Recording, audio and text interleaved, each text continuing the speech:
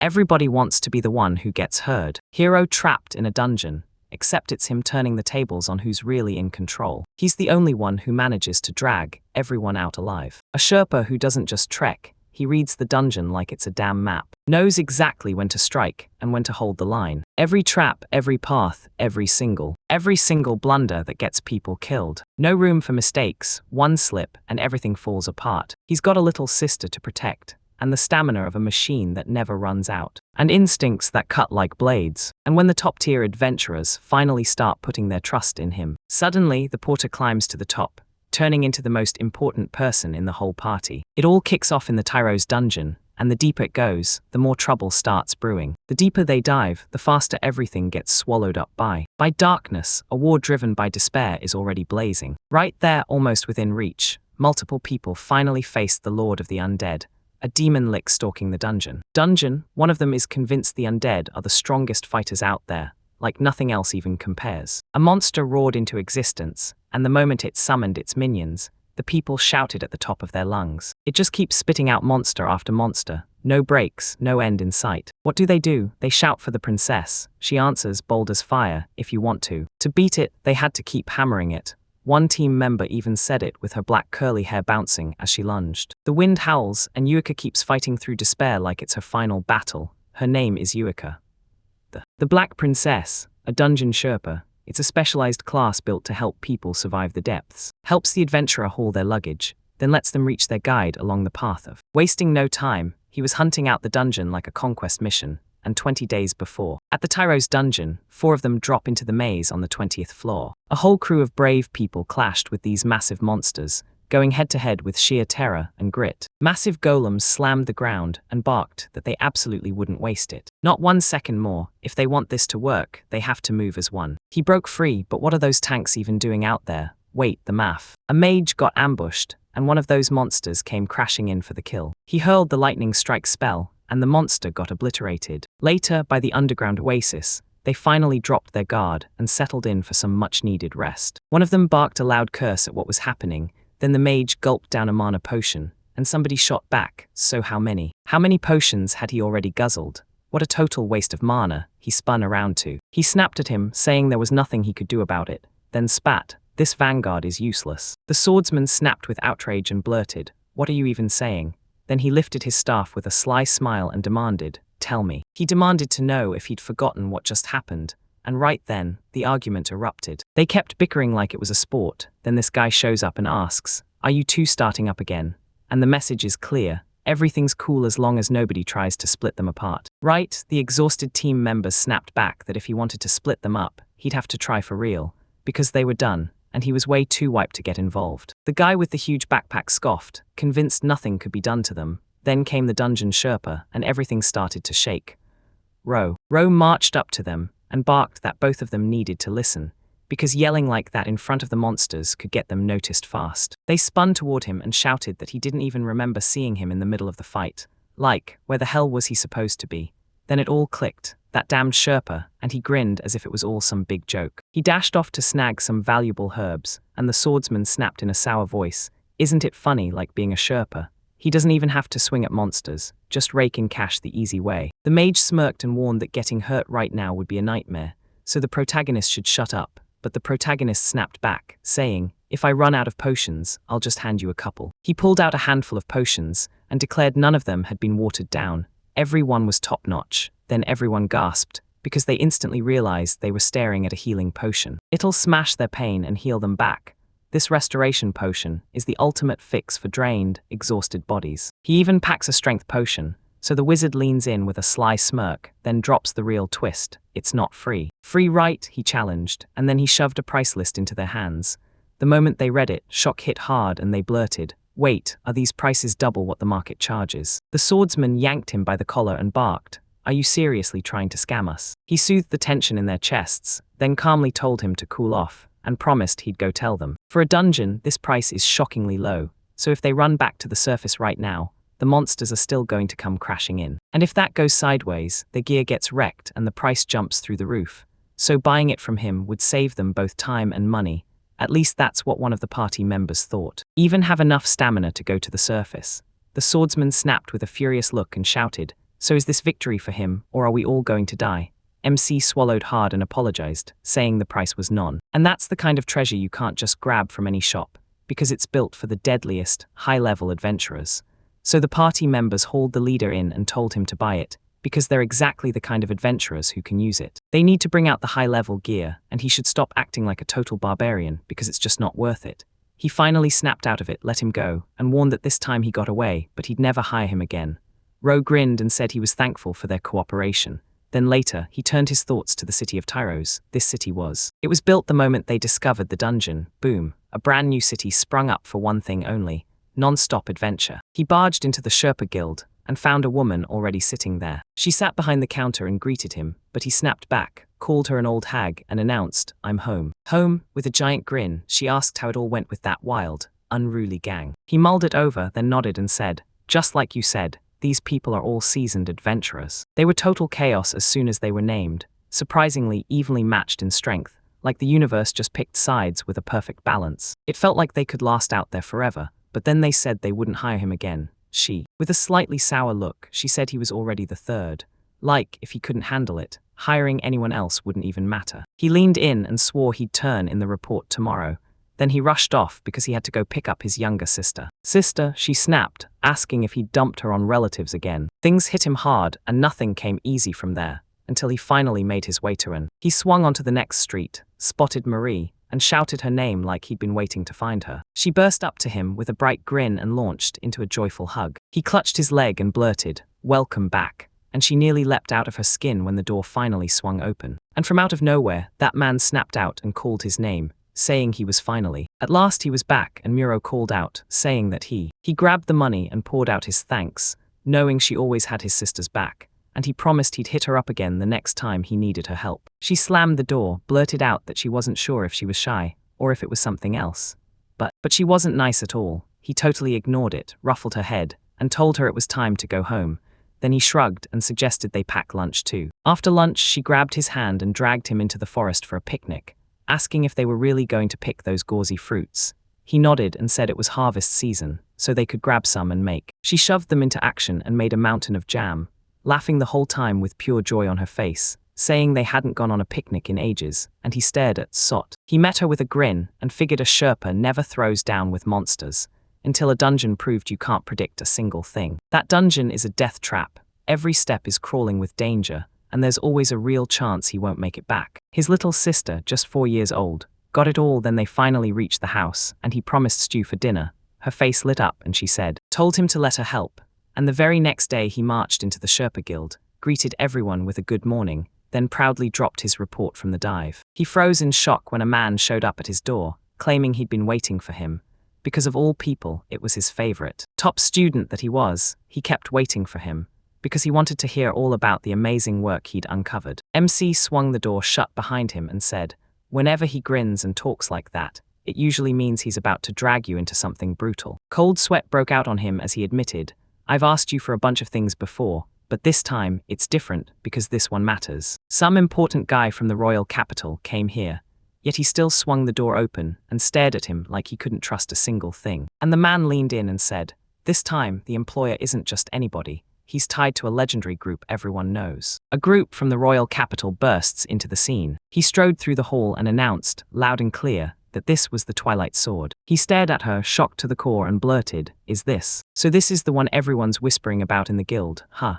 After he got that yes, he couldn't help but think, yep, as everyone says. They've wiped out dungeon after dungeon, and the top-tier ones, the toughest on the monthly adventure group list, get their names pasted right at the very top, again and again. People even call them the heroes of the East. People were whispering that their leader was a stunning black-haired girl, barely under 22. So he finally gets it. This is the order they're running. She steps forward, introduces herself, and declares she's here to clear the Tyros dungeon, and now she wants his help to make it happen. He was like, yeah, everyone knows. This dungeon drops straight down * 47 floors, and that's the absolute max. The highest floor they could even reach was 53, so to wipe the whole dungeon clean, they had to slam through that final floor and beat it. This whole mess was clearly sparked by guild leader Gunji, and the ex-leader, Gima, demanded he do it, so he had to tag along with the adventurers, straight into the darkest, untouched depths of the dungeon. This meeting kicked off something truly legendary. Adventure, but they still had no clue what was really lurking out there. Creeping at the dungeon's very bottom, he vanished into pure, choking darkness, leading the hero's party deep into the dungeon's darkest heart, an honor so huge it practically burned in the air, like the dungeon itself was giving them a blessing of steel, before the sentence cut off. Sherpa Ro lifted his hand with a grin, thanked her for the offer, and admitted he was scared, so he had to back out, because who could waltz into the unknown dungeon depths and come back in a hurry?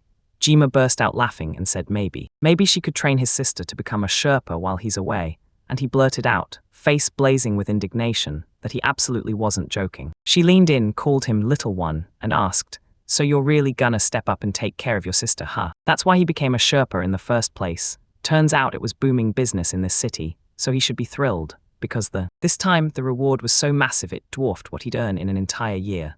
Now, so it looked like he had zero objections. He snatched the dive plan from her, skimmed it, and started thinking that if he actually got this reward, Marie could still make it to school. Sure, it'd be a short dive in there until they wiped out the dungeon and cleared it for good. They'll only go on 3 quick short-term dives, and that's all he needs to jump at the offer. Plus he said he doesn't see any other groups listed besides theirs. Yuika claimed the Twilight Sword doesn't team up with anyone. They operate solo, even though most normal groups rush into. Together, they pushed deeper into the dungeon's unknown halls, because slower groups couldn't keep up, and that meant one thing: monsters could ambush them at any moment. Twilight Sword isn't just a solo crew, they're 4 strong, and they've already crushed a bunch of dungeons just like this before. Twilight Sword is so powerful they can go toe-to-toe with multiple major league groups at the same time, just like they always have. They laid out how they operate now, and how they're going to run the whole thing next. Then the protagonist spoke up, saying he'd quickly get up to speed. He clung to his dive plan, introduced himself, and pushed the plan even further. He shot his hand forward and declared, "I've got it, I'll take your request." West shot her a grin, reached out, and told him, "Call me by my first name." He said he couldn't wait to work with her, and she snapped his hand with a warm smile, right as she started to say that. Her feelings matched his, so when he saw her smile, surprise hit him hard, and she told him she'd happily head out right away. But she had to restock her tools and potions, so could he point her to a great shop? He said yes and asked, but she pushed for one adventurer's swear by, because everyone knows it's famous in these circles. They can't even get anywhere near places like that, so bad she can't manage a full breath, and she's desperate to dodge all of this today. He shoots back that popularity is pure. Pure gut-punching pain hit him, because being a celebrity isn't some easy ride, not at all. He snapped that he needed to clear things up. Prepping the equipment isn't included, that part costs extra. She shrugged it off and said, "Don't worry, I'll leave everything in your hands and I'm out." After that, they hit the streets, strolled through the whole city, and picked up whatever they came for. He grabbed a whole bunch of the essentials, and once everything was finally in their hands, he said they had everything they needed. Then she shot him a grateful thank you. And then he casually asked if she'd be okay having dinner with him. His little sister would join too. Yuka didn't hesitate and said yes. Later, they finally showed up at his place. Marie met them at the door, introduced herself, and said she was 4 years old. She showed up years old, called him by name and asked, straight up, if that was his dog. His daughter, he insisted it was his sister, even though there was nearly a 20-year gap, like the truth was hiding in plain sight. Once she figured out the difference between them, she didn't need formalities. She could just call her by her first name. She slid into the seat across from her, smiled warm and bright, said her name, and promised she'd team up with her brother. He confirmed it, then promised they'd dive together, starting right. Tomorrow hits, and after that, they roll up to a restaurant. The waiter slammed the dishes onto the table and thanked them for hanging in there. She just kept waiting, and Mari beamed, insisting it'd taste even better if she ate it this way. Then she stared right at her. He stared at them, thanked her for the advice, and then the MC's jaw dropped. He realized he hadn't seen her pull this off in ages. The moment he decided to whisk her out to dinner, he never in a million years expected them to click that hard and get along so perfectly. The waiter slid him a tankard of ale and Yueka shot back, "Is that beer?" He nodded, then laughed that it hits perfectly with the local dishes. To take a sip, she admitted that even after she finally turned 16 and got the okay to drink, she still had never tried alcohol. He stopped her in the hallway and handed her some juice, and the moment it arrived, she started to. She took a big sip of her juice, then grinned with pure satisfaction as she said that she couldn't stop raving about how good that juice was, and just as he was about to say something back, the moment hit. She downed it in a flash, shot her hand up and demanded a mug of ale, then she started chugging. And she blurted that she was already 20, So yeah, she was totally old enough to pound a beer. He couldn't believe it. She downed the entire mug in one gulp, and right after that, her world flipped. She felt worse, instantly, like something inside her snapped. She woke up in bed and sat up fast, stunned like, wait, is it already morning? From right here, it was impossible to tell. This didn't look like her room at all, and then she had a pounding headache hit, and suddenly she remembered dinner with him and his little sister. Eureka suddenly remembered yesterday, how she downed a whole mug of ale. She stumbled, then rushed in and hugged Mari tight, gushing that she was just so freaking cute. She scooted her onto her lap, began stroking her head, and whispered that she was an angel, then said she needed to call her sister again right now. She cringed so hard she could barely breathe. He snatched her head up and demanded answers, then slammed, "What did you do?" And that bitter drink was suddenly the only clue. That it sent all her sanity flying, like sweetness couldn't even survive what hit her. She was still so sweet. So she decided to be a good sister. Then she heard their voices and caught sight of him. He grabbed his stuff and then froze, wondering, is she really in our house? She slipped on her shoes right after. He started to leave the room, but in his head, he told himself no matter what. In that case, she needs to apologize for every bit of trouble she caused. She slipped out of the room while Rose stood at the sink, scrubbing dishes like he had all the time in the world. So yeah, notice her. He greeted her and Marie stepped in right away, then she bowed low. And Ueka shot back a greeting to her too. Just like that, Ueka greeted her with. She swallowed a tiny wave of embarrassment, still finding him, her surprisingly cute, then dropped to one knee right in front of her. He leaned in and told her he was sorry, because she apologized for how she acted the day before. Yesterday, things spiraled fast, and her choices suddenly felt like they were tripping her at every turn. He slid the plates onto the table and snapped, "Everything's fine." While she would have bolted the second she felt uneasy, she sat clinging there so obediently on her lap, because she really loved her. Then the plan was simple. They'd all eat breakfast together, her right there with her. With a slightly puzzled look, she said she couldn't take this invitation, until Marie tossed the idea out, and then she happily jumped in. Agreed. Once they were done eating, she said she had to rush to the Adventurers Guild to grab their gear, because getting it would be a real struggle. Going solo is brutal for her, so she grabs his hand and begs him to come along. Then they step out of the house together. She waved them off and prayed for a safe trip. Then, moments later, they rolled up to the guild. Failed where a worried girl blurted out in panic, "Wait, did she? Should get drunk, slam beers, and crash there for the night." That night at his place, she tagged along with him to shop, and when they were done, she came back with him. Only the next morning, right? No attacks at all, so why did Ueka, looking totally confused, say, "Wait, there aren't any monsters in the city?" With a loud, panicked voice, she snapped that she never meant the protagonist. He looked slightly confused, and insisted he only let her rest at his home. Then she simply collapsed in the shop. That was all the girl said. Earl blared at him, accusing him of being a predator, snapped at him to shut up, and declared he was fired. Then he calmly introduced himself, thinking she'd totally gotten the wrong idea. She stood between them, glaring like she wanted to explode, growling through her anger.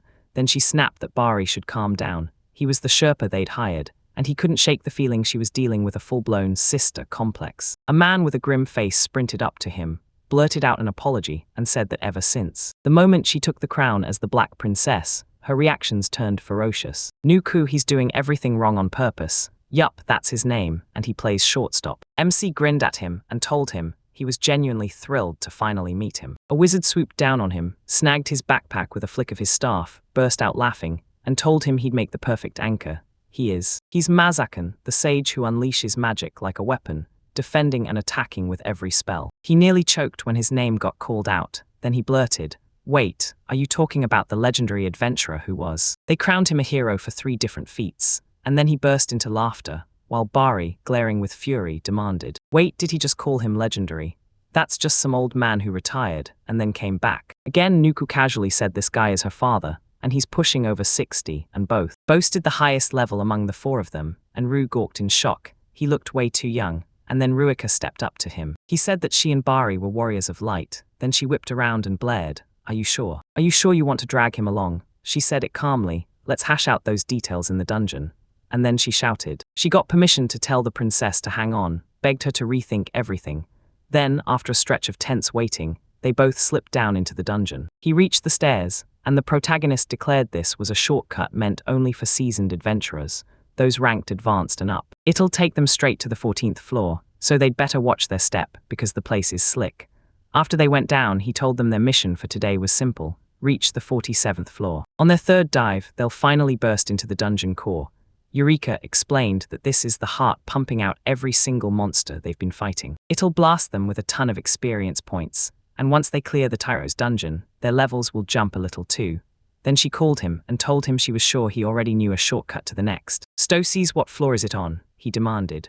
19th, right on the 19th. And yeah, they better remember this. The moment they start, monsters of all kinds are going to come at them non-stop, and the worst part, when it all begins, it's only getting started. He's going to run into monsters that hunt together in packs, and he even wrote them all down, then warned that silver plates are the rarest prize among them. With a bright smile, she started to. She got it, this was all she needed right now, so she trusted him completely. Then she called Bari and Mazakin, and they understood her. She blasted him with magic, snapping, "I don't want to burn my power on you, but I have to toughen up your legs, or the whole crew will grind to a halt because of you." MC blurted out, stunned, "Wait, this is what boosts my speed by strengthening my legs, right? You're using your wind magic to power me." And she shot him a sharp, annoyed look at the sailboat. "So this is what they call the spell. And yeah, it's going to take him a while to adjust to it." Eureka stepped forward, pointed toward the oasis, and ordered them to sprint through every remaining flaw. They surged ahead, and everyone sprinted after them.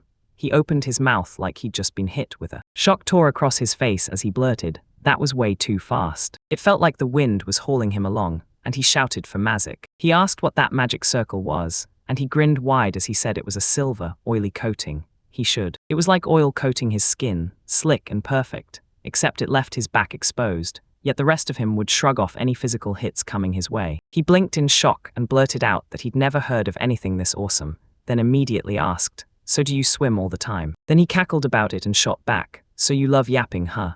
And if he keeps talking like this, he's gonna gas out before long." Bari sprinted ahead with a grim face, already imagining how much worse it would be if this Sherpa had crumpled from pure exhaustion. It would have been even better. Rose spotted the tunnel, blurted a warning, and even with him wearing that calm face, Nuku still called out. They shouted to the Black Princess that they were closing in fast. With 12 over their heads and 7 lined up in front, Eureka shouted her name, and she immediately pulled it out. She bared her daggers and told the princess she could walk away from everything and trust her. She lunged ahead, fully certain he'd crack any second, crying, begging them to stop. Then her eyes caught applebees. These are monstrous insects, as big as an apple. Then they blast the acid they spew from there. Their stings can melt through flesh.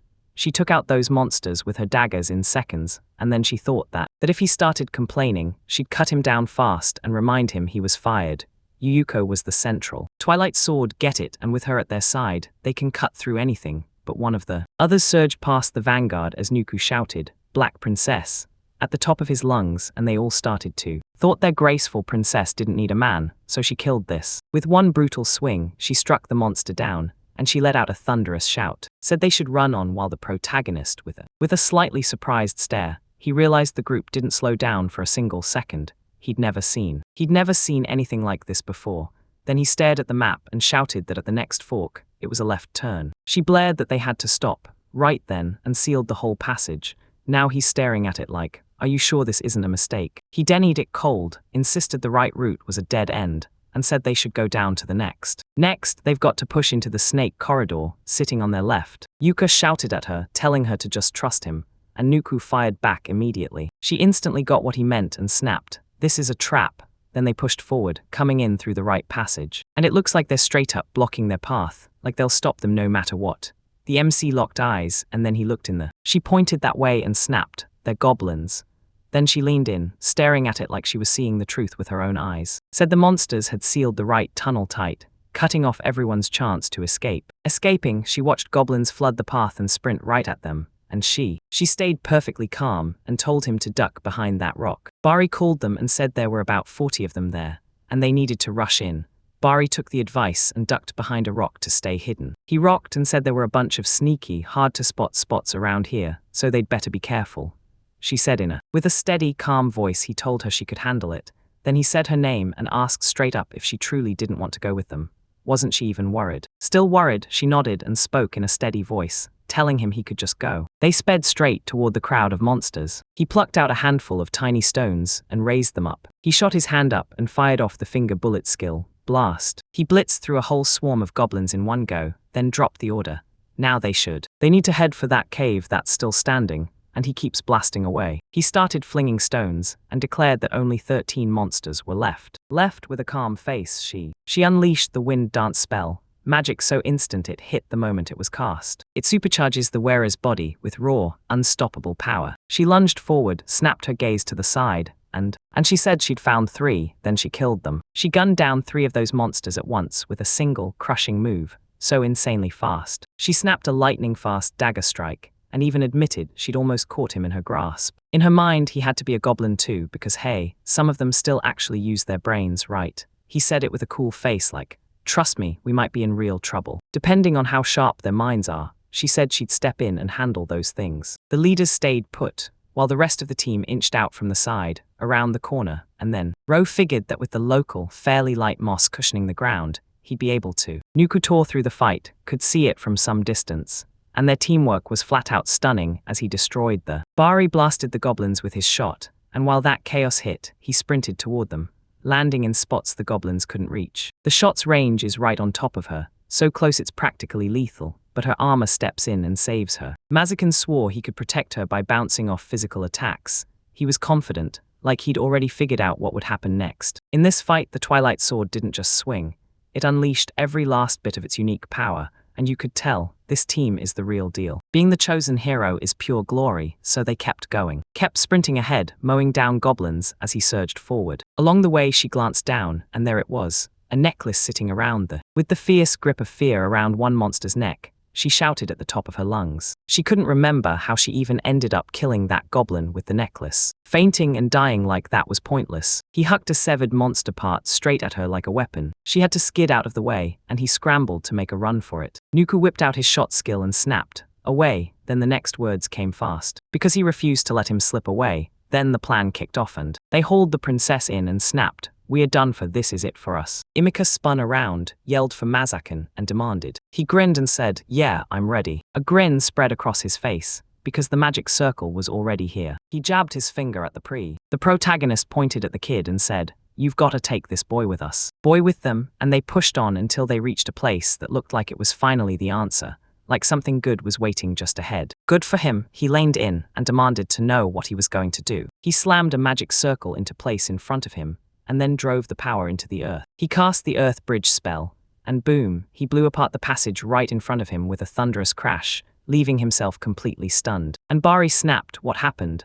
But she was already sprinting. "Tell us, we can spin the story to him." He leaned in and asked, "Ready for the labyrinth on the 20th underground floor?"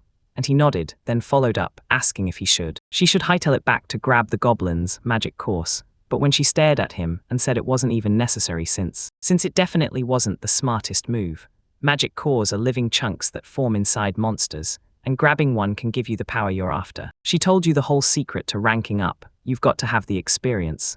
And she kept going, saying that as long as when they finally caught up to her and blocked the road ahead, it didn't even matter if a monster showed up. They needed to move on, she'd go first, and he'd have to keep up because he stared down at. He stared at her momentarily stunned, then shot out, "Mazakin." He stayed cool and asked straight up what he wanted. MC turned toward him and shot back. She demanded to know if the Twilight Sword had a secret tactic to keep her strength from burning out. He blinked in disbelief and demanded to know why he'd make that call. Then he said that he wasn't talking about the team's overall rules. He was talking about Twilight Sword's exact formation. The whole formation looked to him like a clean 3-fighter vanguard setup, but the truth was savage.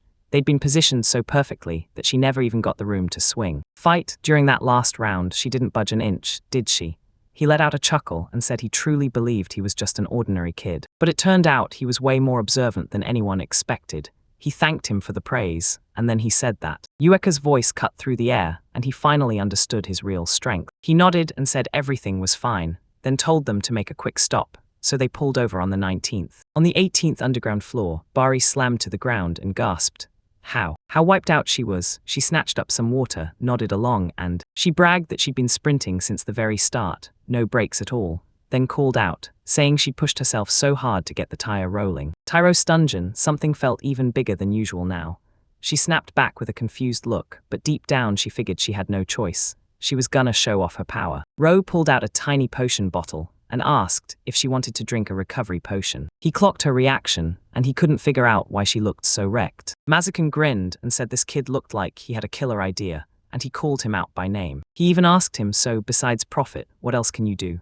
And the guy grinned saying, "I can fly and I can age slow." Profit, that's one of his special powers, because if you touch an object, you can read what it's truly like. And yeah, it works on both. Eureka said she knew a gift was personal, but if he didn't mind, she just had to ask, what was his gift? He shot her a look that screamed mild annoyance like, you already knew about this, right? The only gift Nuku had up his sleeve was stamina restoration. He wiped the sweat. Bari stared at him and demanded, so you've never heard of a gift like that? He demanded to know what kind of gift it was, and Muzakin shot back that basically he couldn't get tired. Then the protagonist said this gift shows up way more in monsters than in humans, because a Sherpa needs it, and once he starts getting tired and ready to collapse, they just ditch him, right? She couldn't believe it and blurted that it didn't add up, and he shot back with her. He wore a small grin, like this was his real gift. Eureka blinked in shock, and then gasped that it was truly wonderful. In the last dungeon, they had to tweak their pace non-stop. If the Sherpa was wiped out, they slowed down, and if he was good, they pushed harder. This time, they've got nothing to fear. Once his stamina's back, he'll hit a whole new level of power, and she's absolutely convinced everyone's dying to see it. With a confused face, he insists, I'm just a Sherpa, but then you gotta wonder, what happens when his energy runs out? She and Mazikun cracked up, and he shrugged it off like it was the norm. Then MC jumped in, asking, but don't you two get wiped out the second your stamina hits 0? They still need food and water to stay in shape. So when she ignored that, she snapped, okay, tell me what floor the next labyrinth is on. He realized she hadn't been listening to a single word. Then he snapped at the map and told her the place was on the 20th underground floor. Cut off the main road and head straight for the 24th floor. That's where they'll run into it. He rattled off the whole lineup of monsters living there, even mentioning a manticore, and then the final one hooked her attention, before he leaned in and said, they found out the king of the local fauna, the rare one only seen on the 23rd floor, yet it might not even be waiting for them on their route. So yeah, hurry up. She thought it through, nodded along with his plan, and told him they'd head there right then. He froze in shock and blurted that some monsters are basically born with special powers, so why not stay away from them? Nuku just grinned and said, don't worry, it's nothing. With the enemy locator gift, he could pin down exactly how many monsters were coming, and once he knew the true number, dealing with them got a whole lot easier. Rose stared at him and thought, yeah, of course, that was exactly what he'd think anyway. Then she pressed the question again. Somehow or another would they follow her suggestion. Right later, they barged into the 23rd floor, and he swore a manticore was about to show up. Mosnobu lived here too, so they better watch their step. When they wandered over, the ground felt soaked and slick, like it wanted to trip you.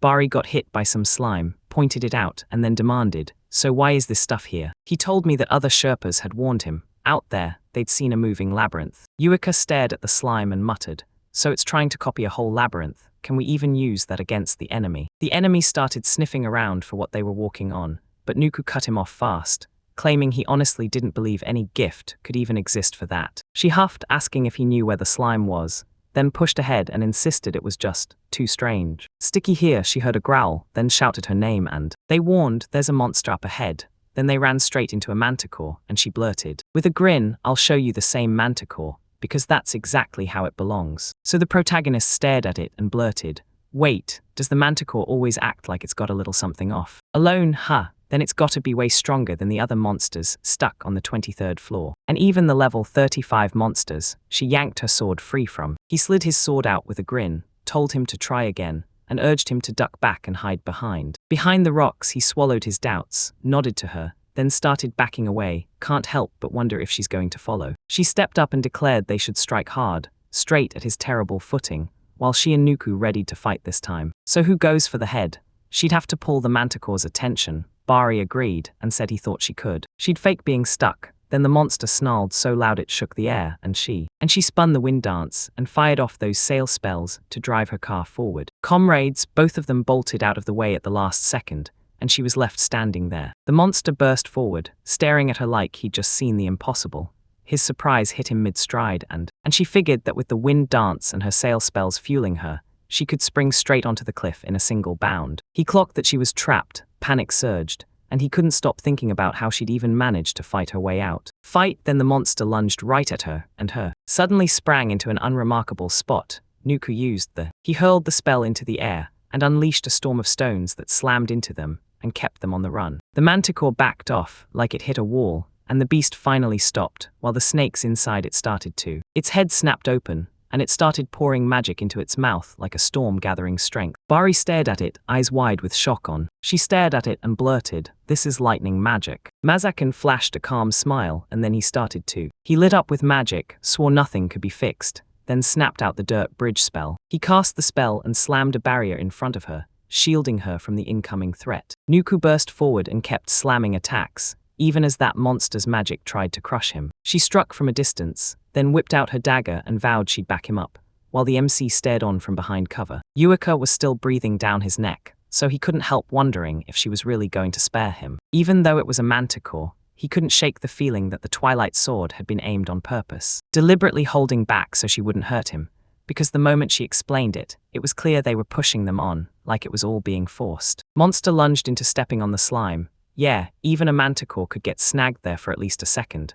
And then, did she really want? Nuku's hands snapped into action right now. He aimed to rig the monster, locking in his shot. And he insisted, at least one of its paws has to be. Would get stuck. She stood right beside him and told him that when Bari sprinted, it was obvious she didn't know where her next step should land, like her feet kept searching, trying to dodge the slime without even realizing it. Somehow, without thinking, he started plotting how to pin the manticore down. Like, what if he lured it straight to a spot where slime was impossible to dodge? That slime was scrambling to break free, because the manticore had barged in, and the only escape was through this one way. Had to slip through this tight passage that the manticore just couldn't fit through. By now there should have been a mountain of slime left behind. Yet somehow, that was only the start because. So now he had to track down that passage, right there in the dark. A dark, massive expanse stretched out ahead.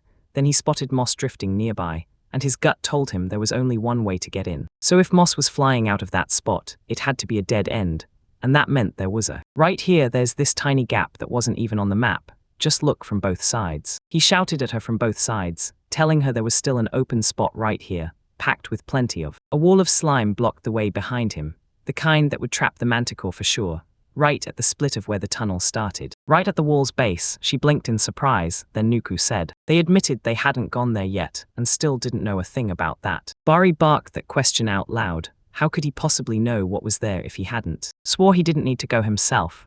Rose said it wasn't necessary since they already. He clutched a map and leaned on every scrap of experience. Right here, right now, he was serving as their Sherpa. Yuyuko blinked in shock at that, and then flashed a grin and blared out that they should. Her team nodded in sync. Then she sprinted off to chase the manticore, ready to throw their attack in that direction. They lunged and drove the monster exactly where he pointed.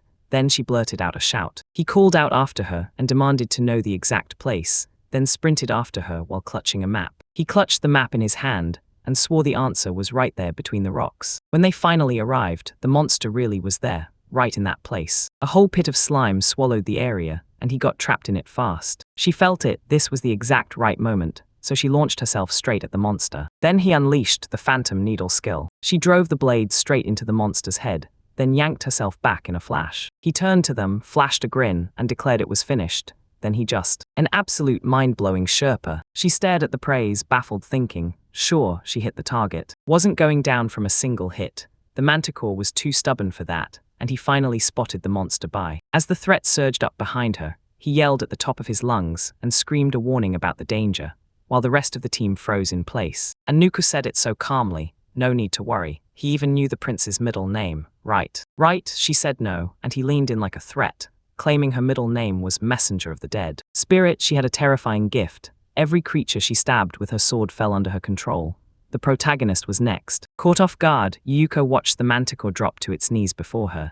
Then she set her sword on its shoulders and declared it would be called Nico. Bari, completely stunned, snapped that was the worst name history had ever seen. Then Nuku stood right beside her, nodded in agreement, and his thoughts raced. What kind of name was that? She blurted, then wheeled around, gently stroked the manticore's head, and told them she had a super useful trick. Let Nico. They need to press forward right now, because their destination is the 47th underground floor. Now what? Where do they even go next? He paced in his head and finally said, we should head for the 20. They climbed on up to the 25th floor, and as he kept going, the winds of the Twilight Sword and the manticore kept flashing through his head. Were absolutely mind-blowing, so good you had to see them for yourself, and Nico captured every single monster she ran into, and she unleashed her gift on them, slowly but surely stitching together her power into a brand new arc of glory. Step by step, she built her own army. Within a day, it already swallowed dozens of monsters. Monsters, yeah, the Twilight Sword's team of monsters barrels in and hits the 40th floor, where they suddenly ran into a minotaur. This brute had a man's body, but something savage lurking behind it. A strange man with the head of a bull, blessed with powers so exceptional, they made everything else feel ordinary. Endurance honed by thick, powerful muscles, built to shrug off every hit like it's nothing. With that monster drained to the bone from slaughtering other beasts, Yuika stepped up to it and she unleashed the Phantom Needle skill, christened it Minoran, and warned that wrangling this monster isn't for the faint-hearted. With Nico by their side, they've got one job: hunt down the enemy's exact positions. They kept moving, and MC couldn't stop replaying in his head that first meeting at the Sherpa Guild. She declared that Twilight Sword was a four-woman powerhouse, strong enough to stand toe-to-toe with multiple major league crews at the same time. The moment he heard it, he laughed it off as straight-up unreasonable. Yet now, after everything, he's got zero doubt left about their strength. They ran into 15 skeleton warriors, smart monsters that fight in tight packs, swinging swords and shouldering shields like they've trained for this their whole undead lives. Iwika wore a grim face, called out to Nico and Minoran, and ordered them to handle the advancing enemy closes in. BU4 has to snap back to cover, while Nuku and Bari swarm in to grind down the foes that slipped past BU5 and BU7. They nodded right away. Ro watched them with wide eyes, and he couldn't help but think, with every party member going all out, and the monsters packing that brutal destruction, Twilight Sword had to be the deadliest crew there was. His eyes locked onto the skeleton warrior core as it crashed to the floor, and he realized there were monster achievements hiding there too, like a special kind of gear drop. After the defeated monsters dumped them at his feet, he snatched every last one up, and decided he had to start giving them away. He pushed them all toward her. Then, once the monsters were finally down, he stared at their rank and wondered what it meant. The ranks got fresh blood, 7 new skeleton warriors, so the squad now swelled to 17 monsters total. Yuika stared at them like she was piecing the puzzle together, then dropped the line. It felt like the perfect moment to bandage the scars and raise our spirits high. Cheer up the monsters a little. Then she finally kicked things into motion and started using it. He fired off some magic and demanded that everyone stay right where they stood. She slammed a giant magic circle above the monster swarm, then unleashed a powerful healing spell that swept through them all. He stared at it in shock and blurted out that he'd never, ever seen a magic circle like this. Mazakin grinned and claimed it was a gift from the princess.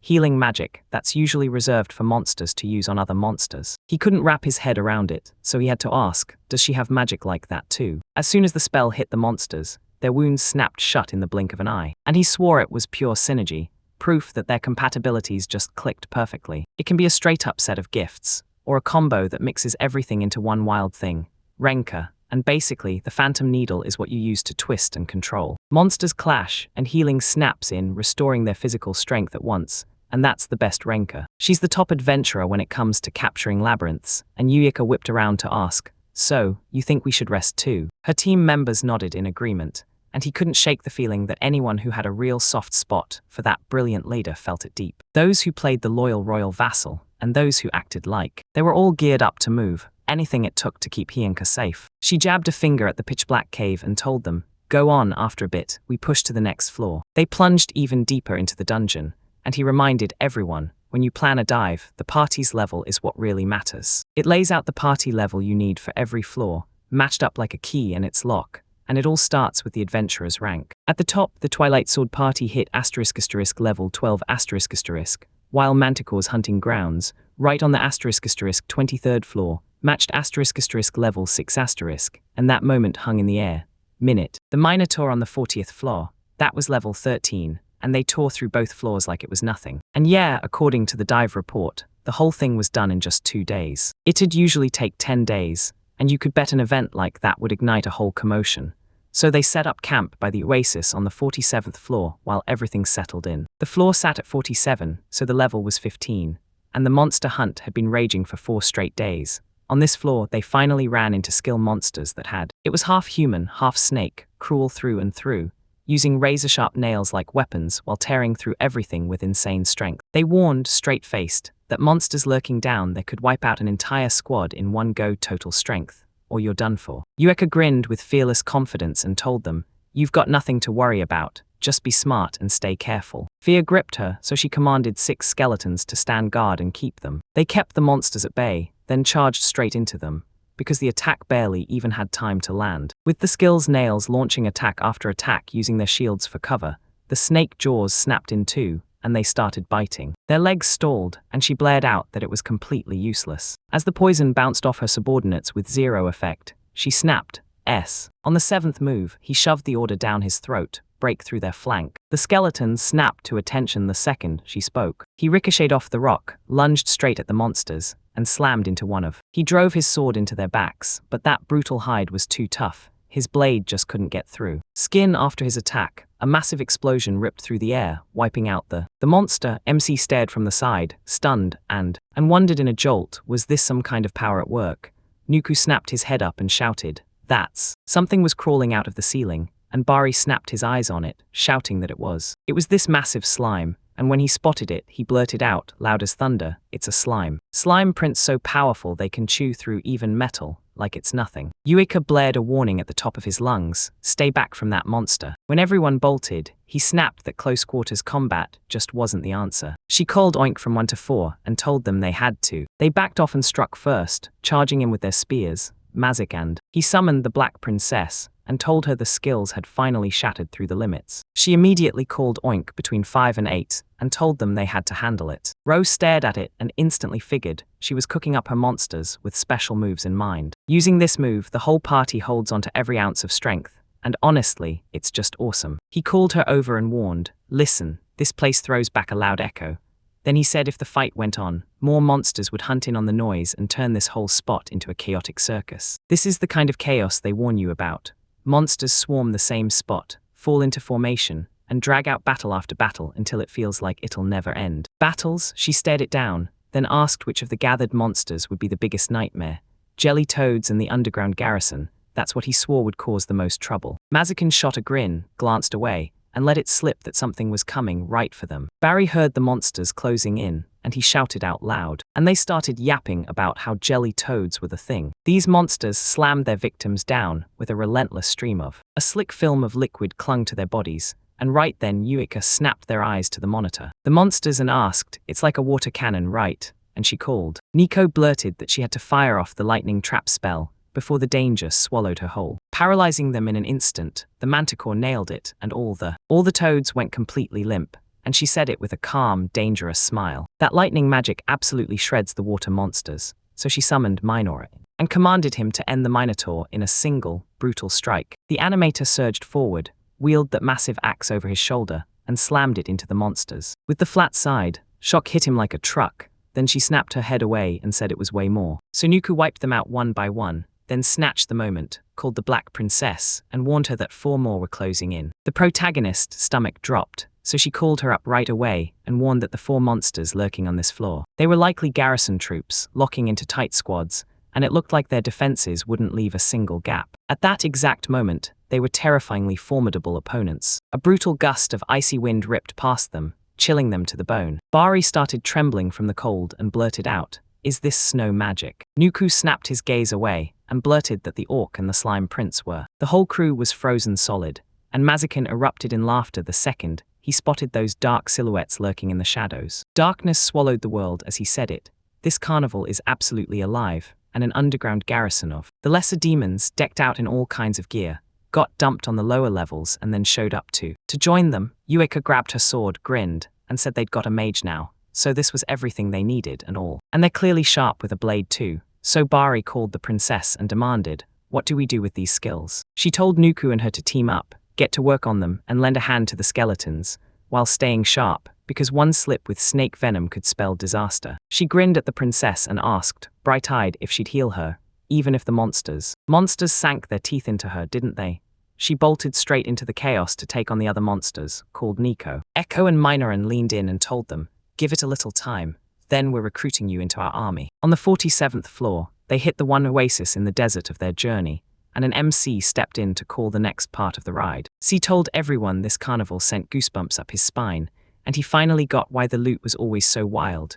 Yuika burst out laughing, nodded along, and said that they only pulled off getting all 4 because of him. Stronger monsters were the whole point, so they could beef up their armed forces fast. So she took a spoonful of soup and like it was nothing said, "Oh, by the way, he cooks like a pro and she can't stop raving about that soup, So he's thrilled, and Yuku says that, saying he couldn't believe it. How they even got to eat salad down there was wild. He grinned at him and added, after all, we've been tearing through this place at full speed. He heard the kettle start screaming, then declared that the Sabo tea was finally ready. Ready, he thrust the cup of tea into her hands, and his thoughts spun wild as he stared. She figured that, starting with the manticore, the monsters under her command still added up to 50, counting all the way down from the look on her face screamed exhaustion. She needed a potion, but it seemed like the moment was cut short. First, she dug into some delicious food to refill her strength, and he started chopping the meat, saying the main one course would be smoked meat, because it tastes way better when you slice it thin,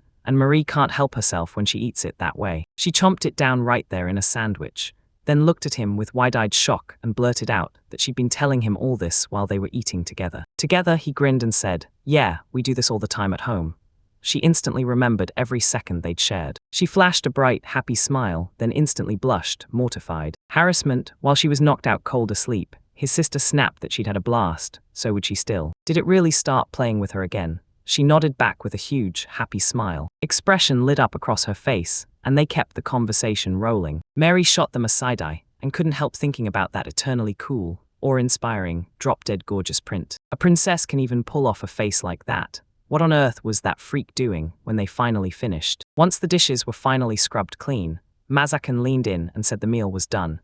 Now it was time to check everything they'd received. Can you lay out everything we gathered right here on the ground? Ro agreed. They snapped the loot down to the ground, laying out every single item they'd ripped from the monsters. Everyone crowded in to see it, and Bari just sat there like he'd been caught in the middle of something huge. They slurped up soup as he leaned in and said, the lower the floor drops, the wilder the varieties get. Nuku blinked, a little shocked, and asked, so how did he? So how in the world did he pull this off, collect all of it? He just shrugged and said, I made time. Between battles, he hustles, scavenging every dropped item and hauling in demonic cores like it's his whole purpose.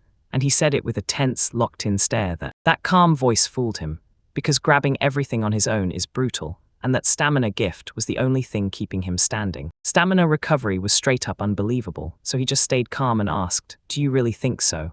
Mazakin inspected everything they had, and he said half of it actually looked useful, then warned that the monsters, armor and weapons are cursed, meaning anyone who dares to use them is going to struggle badly. Yueka shot a question, did a dark blacksmith make this? And the protagonist nodded, telling her he'd heard dark blacksmiths can craft the high. He's scavenging class equipment straight from all mines and dungeons, and some even churn out magical weapons through their own forging magic, cloaked in deadly gifts and razor-sharp effects, because a dark smith isn't just any demon. It's a lesser demon that forges gear for humanoids trapped deep inside dungeon darkness. Dungeons, he warned them straight up. Cursed items are trouble, because they drag your status down and steadily wreck your physical power and magic too. That's why every party tosses those things, because she said it won't earn any benefit on the surface, and that's when they heard the demons whispering that it was. It was pure disrespect, like they didn't just trash the work, they spat on the souls they poured into it. To it, the whole team snapped into panic the second they heard He blurted it out and shouted a warning straight at her, because danger was right behind her. A demon pressed a dagger to her throat and whispered, this way. But there's one thing humans can't touch. Monsters have the premium stuff, and it's ours to suffer. They shouted the princess's name in panicked voices, and the demon smirked as he said, that kind of weapon wipes out adventurers with deadly precision. Bari blared at the top of his lungs that he had to free the princess right now. Immediately, they snapped into battle mode, while she was right on the edge of asking something. The demon lunged back and yanked away from her, then he snapped, so you're asking him. Then she should listen hard, because he has no name at all, and those dark blacksmiths, they just. And yeah, he's one of them, what a huge relief. He doesn't have to talk to people for a long time. For a long time, MC stared right at him, and the whole thing felt weird. Strange, monsters don't belong here, and they definitely shouldn't be able to talk according to the records. Even the biggest, high-level monsters might understand language, but they never speak, because all they're ruled by is pure instinct. Talking to them is pointless, those people are already the victims, and that's not the only thread being pulled. A weird chill hit the air, then the whole team sprinted straight to the princess and shouted for her. With worry etched across her face, she called Nuku and demanded to know what happened to his detection power, only for him to look stunned and admit he had no idea, because he couldn't feel a single trace of demonic energy at all. Mazakan's face went stone cold as he stared at that guy and asked, so what, you seriously don't have it? The demon strode up to the monsters under control and said, think about it. They were coming from the top floor, so why were they headed down here? she snapped the first order. First and second, right away, they grabbed him. Then the monsters slammed into the dark blacksmith, and he brushed them off like it was nothing. He dodged every hit with ease, then blasted back loudly. Said it was right on top of them. Ro's eyes snapped to the as the demon's footsteps thundered closer, and he stared at it like it was about to explode. Right as it happened, again, slipped past the monster's strike, and then boom, they got subpoenaed. They were left stunned when he vanished without a trace. Yuika turned, and right beside her, he stepped on the blade of her sword, pinning it hard to the ground. He snapped in shock and immediately guessed. No way, he must have teleported. He leaned in, flashed a grin, and told her, "So you're the one controlling them." He jolted in surprise and blurted, loud as thunder, "What's wrong with you?" Then he sprang back from her and snapped that it was that murderous aura hit like a nightmare. Then he vanished with teleportation and demanded. So yeah, he was the only one here to greet them, and he clapped him on the shoulder, right there, like they were in on the same secret. He leaned in close and asked, because he didn't raise a gun at all. It felt like they might actually click as friends. Then he spun back toward him. He grinned at him and said he was honored, then promised to answer a few questions. He shot a confused look and asked anyway, hunting for answers.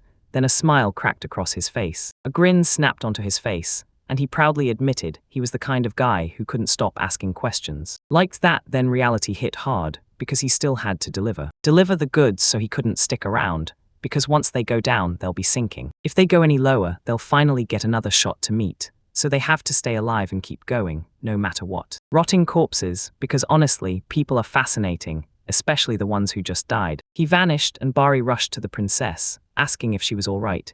Eureka only wore a calm, steady smile. Expression said everything was fine, then Nuku closed the distance. They swallowed their pride, apologized for what went down, and when she turned to him, she said, "That's the first time we've faced a monster with no demonic energy. Nothing we can do about it." The protagonist said, "Yeah, I know he's a dark blacksmith now, but the Sherpa Guild has 0 records of his abilities." She said she'd never run into anyone like him, no matter how many other dungeons she'd faced, because the Tyro's dungeons were teeming with monsters they'd never even heard of. Clearing the dungeon completely was a brutal gamble, a real test to see if their resolve could survive. Adventurers, his face tightened with a tense little grimace, as he thought that but the danger hit way harder than they ever expected. She grinned and said, "It was." Her urge to clear the dungeon burned hotter by the second, and honestly, that fight was getting seriously interesting. After 4 brutal days of monster hunting, this was the greatest thing that had happened to them. Was this hidden passage the key that would plunge him down to the lower floors? They acted like the only thing left was to head straight for the 48th floor, so he asked. They looked at him like, "Wait, didn't we just agree to this?" On the 47th, she spun toward him and said, "They promised they'd rewrite the contract." She flashed a smile,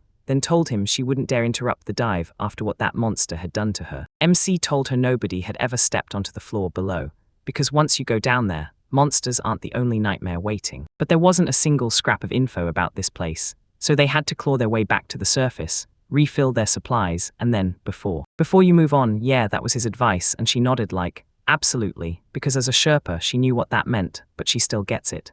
Still. So what? How could anyone in the Twilight Sword Squad doubt they could push all the way up to the 48th floor? He stared, baffled, because when she said they worked great as a team, his mind went straight to, wait, the legend. The legendary sage didn't throw a single offensive spell. Mazukan yawned his lungs out and said, after that massive meal, sleepiness hit him like a wave. He let out a long sigh and realized they still had an ace up their sleeve. He stared at his sleeve, swallowed hard, and snapped that it was unfair, because he had nothing to fire back. She flashed a tiny smile, then apologized softly and swore she could feel he'd hear her choice out. He hit a wall of confusion and blurted, "Wait, what does that even mean?" And that's how it all started. How does she even handle it all? She just burst out laughing, grinning, and shot back. Does he really think so? Rage flaring, Bari threw himself between them and thundered that the Twilight Sword could cut down anyone. Anyone, at any time, would be stuck without his help, and that crushed confusion hit him hard, because it looked like he had no choice at all anyway. So he finally stopped talking and just let her take the lead, listening to every word. He said, "That's awesome. Now grab your courage and step into the unknown." And later they did. They dropped down to the dungeon's 48th floor, and he couldn't stop thinking about how this dive into the journey to a brand new, uncharted place was kicking off, and he swore the glowing moss was towering way up. A ton of mana got packed into this spot, but this surface, it's not exactly built to hold Berry. Harry shot them a smug smirk and said, "Now that we're here, it's honestly not going to help much." Rage surged through his head like, "I can do nothing anymore, huh?" Ro agreed, and swore to himself as they stepped onto a floor where not a single human had ever set foot. But the Sherpas always leaned on the adventurers' hardened instincts, and the very first thing they had to do was slam out a map. They also had to jot down what they saw around them, and as they pushed onward, Bari finally called the princess and said that they could reach the oasis from here. They finally stumbled upon it. Then Nuku said, "I've got." He clocked a monster up ahead, and Biss snapped right to it, catching her attention instantly. She leaned in and asked, "Is it above the oasis?"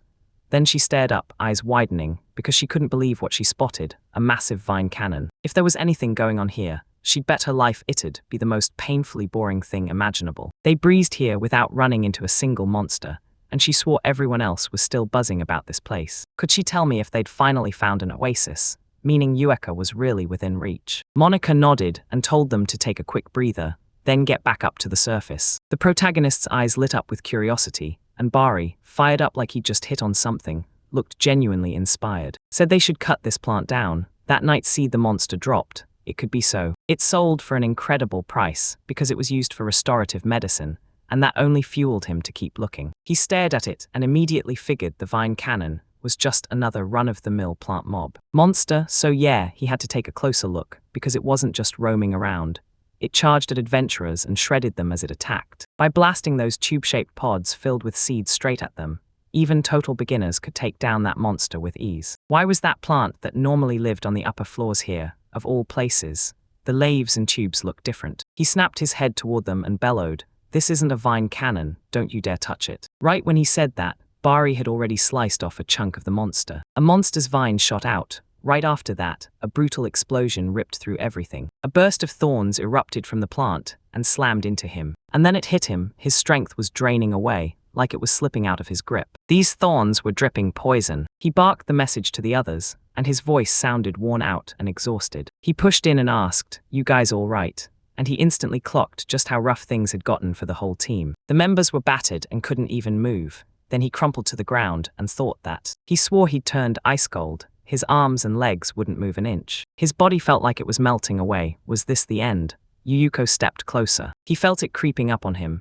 Then he whispered the dark dewdrop spell and brought it to life. Spell called him and told him to wake up. He heard her voice the moment she reached him. Her voice snapped him back to reality, and he shot upright with a sudden jolt, screaming out loud. She swallowed the truth and said she'd cast a healing spell. So the poison has to burn out of his system, because it looks like she plucked out every last thorn until nothing sharp remained. But he should double-check again anyway, just to be 100% sure. He thanked her, told her to wait, and asked if she literally tore it free with her own hands, and then she told him not to worry about a thing. He dropped the backpack on the ground and said she was bleeding out, and he swore he'd get her a healing potion right away. She snapped that this wasn't the moment for that, and then it hit. That poison was racing through her body like wildfire. So first, they had to save the others. He bolted after her and shouted his. He offered his help, spun his gaze around, and froze. Because the oasis was gone, vanished like it never existed. So just how big was the loss? It was the explosion that saved them. If that silver oil coating hadn't kicked in, they'd have been dead for sure. They closed in on Bari, checked her over, and dread instantly hit him. This was horrific. She managed to shield her eyes, but the rest of it still took the hit. Brutal and all too real. Of her face and body, he shouted her name and told her she had to use. Snatched it with tweezers, took it from him, nodded along, and then pushed to get. Together they grabbed the needles and started pulling them out. Finally, they were done. Done, she blasted magic at her and snapped her back to full strength in seconds. Yuika barged in, called her by name, and demanded to know if she was okay. She nodded, and he pressed a vial of potion into her hands, then ordered her to drink it. Mazakin shot upward, shouting for the Black Princess as they reached for another sip. He told her, "Don't you dare forget me. If I die here, the world won't survive that kind of loss." They were stunned. Just one needle landed on him, and he snapped that it was. Good thing he had the power to boost his cloak's strength. Later, they healed Nuka too, and she looked wrecked, like the weight of the day finally caught up to her. He declared that only monsters were left, and the MC stepped forward. He stepped up and handed her a dose of the potion. She thanked him, then promised she'd place the order. Mazakin shot up to Bari and tapped her head, just a soft little bonk from his staff, while he ordered everyone to keep her protected. The staff leaned in and told him, "This is the perfect moment to apologize." She snapped, calling him an annoying old man, but she still did what he asked, and begged forgiveness anyway. Nuku marched up to them, and snapped that Roa was the only one who'd felt danger closing in. So it wasn't her fault, because healing magic is a rare power, one most people can't even touch. So if it worked for the Black Princess, then he'd do it too, at least that's what he swore. Because for a regular plant monster, this thing packed way too much power and poison. It could have been the worst kind of threat. The floor boss leaned in and said, "People always assume plants are weak, but now you're going to have to rethink that." The moment Yueka crashed to the ground, everyone snapped around in alarm. Bari snatched her up in his arms and rushed straight toward her, and he sat down beside her and with a worried edge in his voice, demanded to know what was wrong. And she snapped, insisting it had to be the poison. Then the shock hit her like a truck. He slammed his fist down and shouted it was impossible, because the princess has a level 3 resistance, and she's built to shrug it off. It was tough as nails, laughing off burns, stuns, and any impact at all, and he was convinced that at level 3 resilience could shrug off almost anything, but it still couldn't cancel it out 100%. He demanded it, because if she ever used those dark dew drops on herself, it would have been game over. With a tight, tense stare, Nuku snapped that it wouldn't stand a chance against a magic caster. He jolted at what he saw, clocked her breaths thinning fast, and warned, "Keep this up and you'll be fighting for your life. Does anyone here have medicine or potions that can handle poison?" Bari didn't grab a single Twilight Sword medicine before heading out, and he swore it wasn't needed for them. Because the poisons kept piling up, they had none left, so they slammed potions into the empty space to refill their mana. He realized their whole plan was built on Yuika's condition, and right after that, he caught her trying to get a word out. He leaned in and demanded to know what was wrong. She writhed like she couldn't breathe. Pain laced through him, and he swore her words had turned into pure nonsense. He nodded and swore she'd soon be slipping into delirium. Mazukin suddenly recalled something, and worry tightened his voice as he blurted it out. A harsh truth hit him, this wasn't right. He snapped off the levitation and started backing away from them, and the protagonist stared at him and realized he was heading straight to the mom. Monsters stood guard as he stepped right up to them, and then everything kicked off with a grim expression on his face, he unleashed the ray of. He shoved through the light banishing spell, swore it would hit, finished the chant, and then boom, obliterated every one of those monsters. His jaw dropped and he blurted out, "What the hell is going on?" Nuku said if the Black Princess passed out, the Phantom Needles effect would fade. He got it instantly, and that's why they had to get rid of them. He stared at it and figured, once the monsters closed in, they'd be trapped. Then he grinned and said, "Even a gift this powerful has a weakness." He promised he'd heal her, then snapped, "Come on, let's grab the backpack." He spread his tools out on the ground and lined up a bunch of potions right within reach. He admitted he wasn't sure it'd work, but he'd give it a shot, mixing up the medicines anyway. Medicines now lay her flat on the ground, right there. He shoved something into a mortar and told them to start with the stimulus. Stimulant, he lifted his finger, dabbed it with the medicine, pressed it to her face, and grinned like he knew it'd be amazing. Great, if a strong smell can yank her awake. This week has started doing something. She made these strange sounds just from the smell, but she still wasn't waking up. She stayed unconscious. MC stared at her and couldn't shake the feeling that her breathing still wasn't strong enough. He was desperate for a cardiotonic, so he whipped it up with his own hands, and then started figuring out how to mix it with. He grabbed the water, handed it to her and said, "Just in case, I needed to." Bari A just had to ask one thing. Is any one of them dating her? Stared at him, totally lost. What was he even going on about? Then he popped the medicine in his mouth and blurted, "So, does that mean I'm done?" She blinked in shock, and he leaned in close, like he had to say it right. He rushed over to Yuika and tipped the medicine into her mouth. With a kiss, she bit down on the moment and swallowed the medicine. Nuku spotted her closing in and snapped, "Stop right there." "Stop." She shoved him back, popped the medicine into her mouth and swallowed it. And she swore she'd do it. Then he begged her to wait and claimed there was a sneaky way to make an unconscious person swallow medicine. But she blew him off anyway, and that choice led to. It jolted her into a violent coughing fit, and then worry slammed into him hard. He called it a bad row and said it didn't work this time. "So tell me, are the Black Prince really going to be okay?" He stared at the princess with a worried frown, convinced the poison had drained her strength and weakened her heart. So yeah, that cardiotonic was supposed to save him, but the moment he needed it most, it was gone. That's right. He's got candy infused with a mental strength potion, and the power hits the moment you bite. So it drills her mind into staying sharp, and keeps her awake and aware when it matters most. He smashed the candy into gritty dust with a stone, shoved it into her mouth, and then he poured out some water too. Right after that, he tipped the medicine into her mouth. Nuku snapped his name like a warning, eyes full of worry, and demanded to know if he was truly sure about this medicine.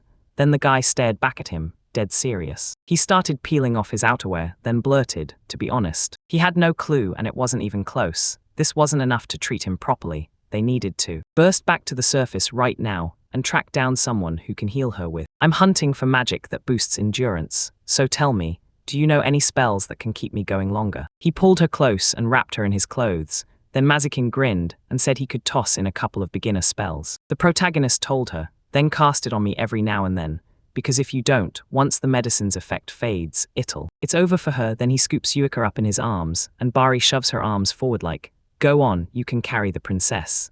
He stared her down and told her, even after they wiped out most of the monsters on the road to get here, he was certain there were still plenty left, and she had to be ready for anything with Sonuku, so she nodded and agreed. Then all of them sprinted for the dungeon exit. He ran right beside her. He leaned toward her and asked if he was really sure he could handle the trip without a map.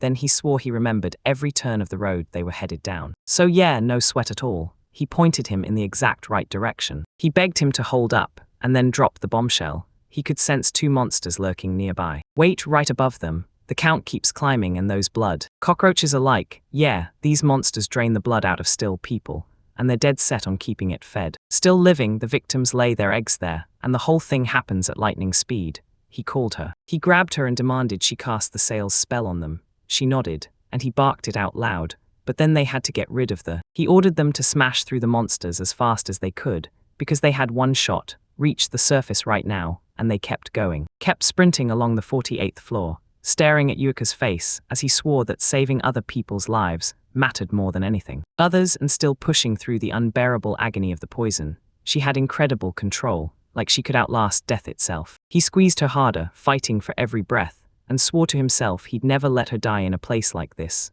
no matter what. Later, on the dungeon's 41st floor, they finally took a quick breather. Then MC told her straight up that he'd slipped her sedatives, and now she was just one step from death. It would stop the poison from crawling any farther through her veins. Everyone was panicking, but Mazikan stayed calm and said, this slows the blood and starts the clotting. After all, it started life as a poison. So now the real question hits. Does he want to turn that same power around and stop another poison before it strikes? He nodded and basically said, all we can do is wait. Yuika cracked her eyes open. Everyone noticed it at once, and Bari and Nukud immediately shouted to the princess, and she whispered back, where are we? She blinked like she hadn't heard a word, and he snapped back that they were on the 41st floor now. Then he pushed forward, like they were headed somewhere huge. He shoved her toward the surface to get her to a healer, and the healer handed her medicine. She'd have to take more later, no questions about it. It wasn't going to be easy, but she still forced her lungs to work, because her will to live was all that stood between her and the end. Live, she scrambled to say something that came out all wrong, and he just tilted a small smile at her, as if he already knew. So you're telling me her willpower is the strongest of all of us? Nuku caught her eye and demanded she keep going. Then he pushed himself up, and that's when Nuku shouted. He shot over to him and said, yeah, you can restore stamina, but you're carrying all of that too. All of this crushing weight on him was too much. Maybe tossing the backpack would let them move like lightning, and he grabbed for it, ready to do it. He scooped her up and said, I planned this the moment my legs started getting tired, and it was still far away, so she was safe. She screamed his name, and he snapped his head toward her. And snapped, what's wrong? She dragged out the words in a bone-deep, exhausted voice, like she could barely lift them. And then it hit him. She wanted to know why he was helping her this much, so Rose said there's no. So he had a special reason. Was it even worth helping the person he liked? She was stunned, and her expression. His face flushed red, and Bari shot with indignation. He grabbed his shoulder and shouted. He probably thought, how dare you say something like that right now? And asked in a that calm tone, it totally didn't match. How could she be so furious and still have that much power left? I couldn't even wrap my head around it. He spun around and shot Nuka a question about how he was feeling. Nuka just said he was fine. Then he told him to down a stamina replenishing potion if things got rough. And now Sometime later, Yueka finally snapped back to reality in the clinic and blurted out, loud and stunned, what the hell is this? The doctor who'd just cast magic on her froze in shock, then blurted, hey, this is a clinic. Did she really hate something about his healing magic? She muttered, calming down just a bit, then he went. She marched to the exit, snapped that if she could move, then they should get out of here, and Mazakan slid in beside her. She blurted out an apology for barging in, then shot him a grateful thanks for helping her, because just a second ago, it felt like she'd been trapped in the dungeon's darkest depths, and now she could barely remember a thing. She must have collapsed on the way here, so he called the Black Princess and breathed a sigh of relief, saying it was a good thing she was okay. She nodded and begged him to spill what happened, and he grinned back like, you're seriously the most impatient person alive. Even when death was breathing down her neck, under the guidance of this young Sherpa, They managed to rip themselves back to the surface in just one day. Yeah, and you already know they were trying. They tried their hardest to dodge a fight. Yeah, but could she really picture them fleeing all the way from the 48th floor? And he didn't bump into a single soul, just the young ahead of him. Young Sherpa didn't even flinch. She just asked where Bari and Nuku were right now, and he admitted they'd gotten separated, while taking a shortcut. But there was only one way out, so she had nothing to fear. Then he begged for forgiveness, blaming his daughter's carelessness for almost. It crushed her, but she stayed calm, glanced around the room, and told him everything was fine, no need to worry. She even admitted she had her own blame to carry, and if she'd been more careful, none of this would have happened. She remembered how the protagonist had saved them down in the dungeon, and said he'd helped them more than they could ever repay. Then he nodded and agreed with her. He grinned and told her he'd gone above and beyond just for her. This young man was passing the medicine mouth to mouth, and she couldn't stop blushing from sheer embarrassment. And he swore even Bari had counted the exact number of times he'd done it. 7 times. He stormed to the exit, swore he'd go pay the bill, then demanded gold for just one spell, straight up robbery. She stared at him, totally baffled. Wait, did that mean she'd kissed him by accident? By the way, she could still taste that medicine on her tongue, bitter as poison. So tell me, whoever thought her very first kiss would be like that? Kiss in his mouth would have tasted like medicine. Then, right then and there, he burst into the clinic and called for the doctor. The director asked how Yuika was doing, so he barged into her room and started talking, only for Yuika to ignore him completely. She convinced herself this was just another fantasy life like the other girls, but the truth hit hard, and it was nothing like what she'd imagined, like he'd been doing it. He saved her life, so she should have felt grateful, but then he shrugged and said there was no special reason, and now she's left clueless about what he even meant. How can she look him in the eyes now? He stormed to her bed and called her name again, and the second she saw him, embarrassment flooded her face. She blurted out, loud as thunder, how long he'd been sitting there. He calmly told them, I just got here, and then left the loot from their dive right at the Adventurers Guild. Nuku and Bari are sprawled in the inn resting up, and she shoots him an embarrassed look, like she's about to ask something she can't quite say out loud. By the way, can she ask you something? He nodded, and she's got. He hesitated, then admitted his words had been trapped down in the dungeon. Right when she was about to speak, she got cut off by the doctor snapped out MC's name at the top of his lungs, then grumbled that he wouldn't let him drink, like alcohol was totally off limits. They were drinking while they were here, and he was already done with it. He had to get them out of here right now. He snapped to him that he didn't think drinking during work hours was the best move. Then the doctor snapped for him to shut up, and he whipped around, apologized on the spot, and told her that he always acted like this, so she asked, can you move right? And once she agreed, he snapped, it's time for us to go. Go then. Outside, he shot the doctor a grateful nod, but the door shut in their faces like it had a mind of its own. They hit the street, and then he promised, I'll be back the minute I drop these off at the tavern, because his sister was still stuck with relatives, and they had to go pick her up right away. Yuika said, yes, show Mari first, so she could finally calm down. He nodded. Right then, a man stepped up and stared at them like he'd just clocked a noble from a mile away. Could it really be? It really was him, the Lord Sage. Mazikun snapped around and swore he was real, and she shot back, who are you? Ro called him Mayor Barraman, and he grinned, looking genuinely pleased, like, wow, I'm flattered. Once they hit that dinner party, it all mattered, and he had no clue what he was even saying, but she snapped back that she'd gone with him and Mari to that restaurant the same day, asking if they weren't in some kind of dive. She denied it fast, saying those 3 short dives were originally meant to happen without him interrupting anything. They de-planned it all out, but in the end, they only managed to finish the very first one. Their mission stayed locked in, to wipe out the Tyro's dungeon completely, and right now, they just clawed their way to the 48th floor. It felt like a whole new territory, and the report would wait to be filed later. Then he didn't recognize her at all, and Mazikin snapped that she was the Twilight Sword's leader. Barraman was stunned. So she's the Black Princess, he demanded. She shattered the record in no time flat, absolutely unreal. Then he asked for permission to invite her to another one, but he never got to finish, because Yueka cut in and said she really appreciated his kindness. She's on a mission to wipe out every single dungeon in this world. He stared the protagonist down and threw in, by the way. Who is he? He steps up, introduces himself, says he's from the Sherpa Guild, and then the memory kicks in. He remembers. He kept thinking about him and told him, I heard you're insanely talented for someone your age. Then he snapped back, thanking him. He laughed it off and said he wasn't worthy of all that admiration, flashing a bright grin as he talked up the famous heroes of the East and the city's best Sherpa. Honestly, it was downright fantastic, so she called the mayor, insisted it was time to rest, and asked to be excused. Mazakin grinned so wide it practically lit the room, and said, with confidence, that he wasn't against a dinner party at all. Sorry, she called him, and the three of them bolted out together. Barrowman watched them go. They told everyone that just 2 days into their very first dive, they'd already uncovered a brand new flaw. Then later on, he came back. She stormed into the Sherpa guild, marched right up to Jima and greeted him with a bright smile. He answered right back. She called him Little Berry and then asked, like she had to know, who in the world had shown up like that. An hour passed, then he let out a soft sigh and grinned, telling her to stop treating him like some kid because yeah, he was already over 40. At 40, she shrugged and said his name was too hard for her mouth to pronounce. What did he want? He just froze in silence for a few seconds. Then she blurted, "He had nothing to worry about. Everyone already went home, and she was still here. He left him there, said MC's name out loud, and claimed he was teaming up with a squad called the Heroes of the East. People said they were blitzing dungeons at an unreal pace, and that they'd already smashed their way to the 48th floor. She nodded, grabbed the floor with confidence, and smiled as if to say, "We're right on schedule." Currently, she's at the guild hard at work refreshing the maps. Then he drops that line, and she jolts hard. What he really wanted was simple. From now on, she needed to rethink her attitude toward him, because she was. She opened her mouth to ask, but he shot first, saying that after his parents died, the only family he had left was his whole world. The only family he had was his younger sister.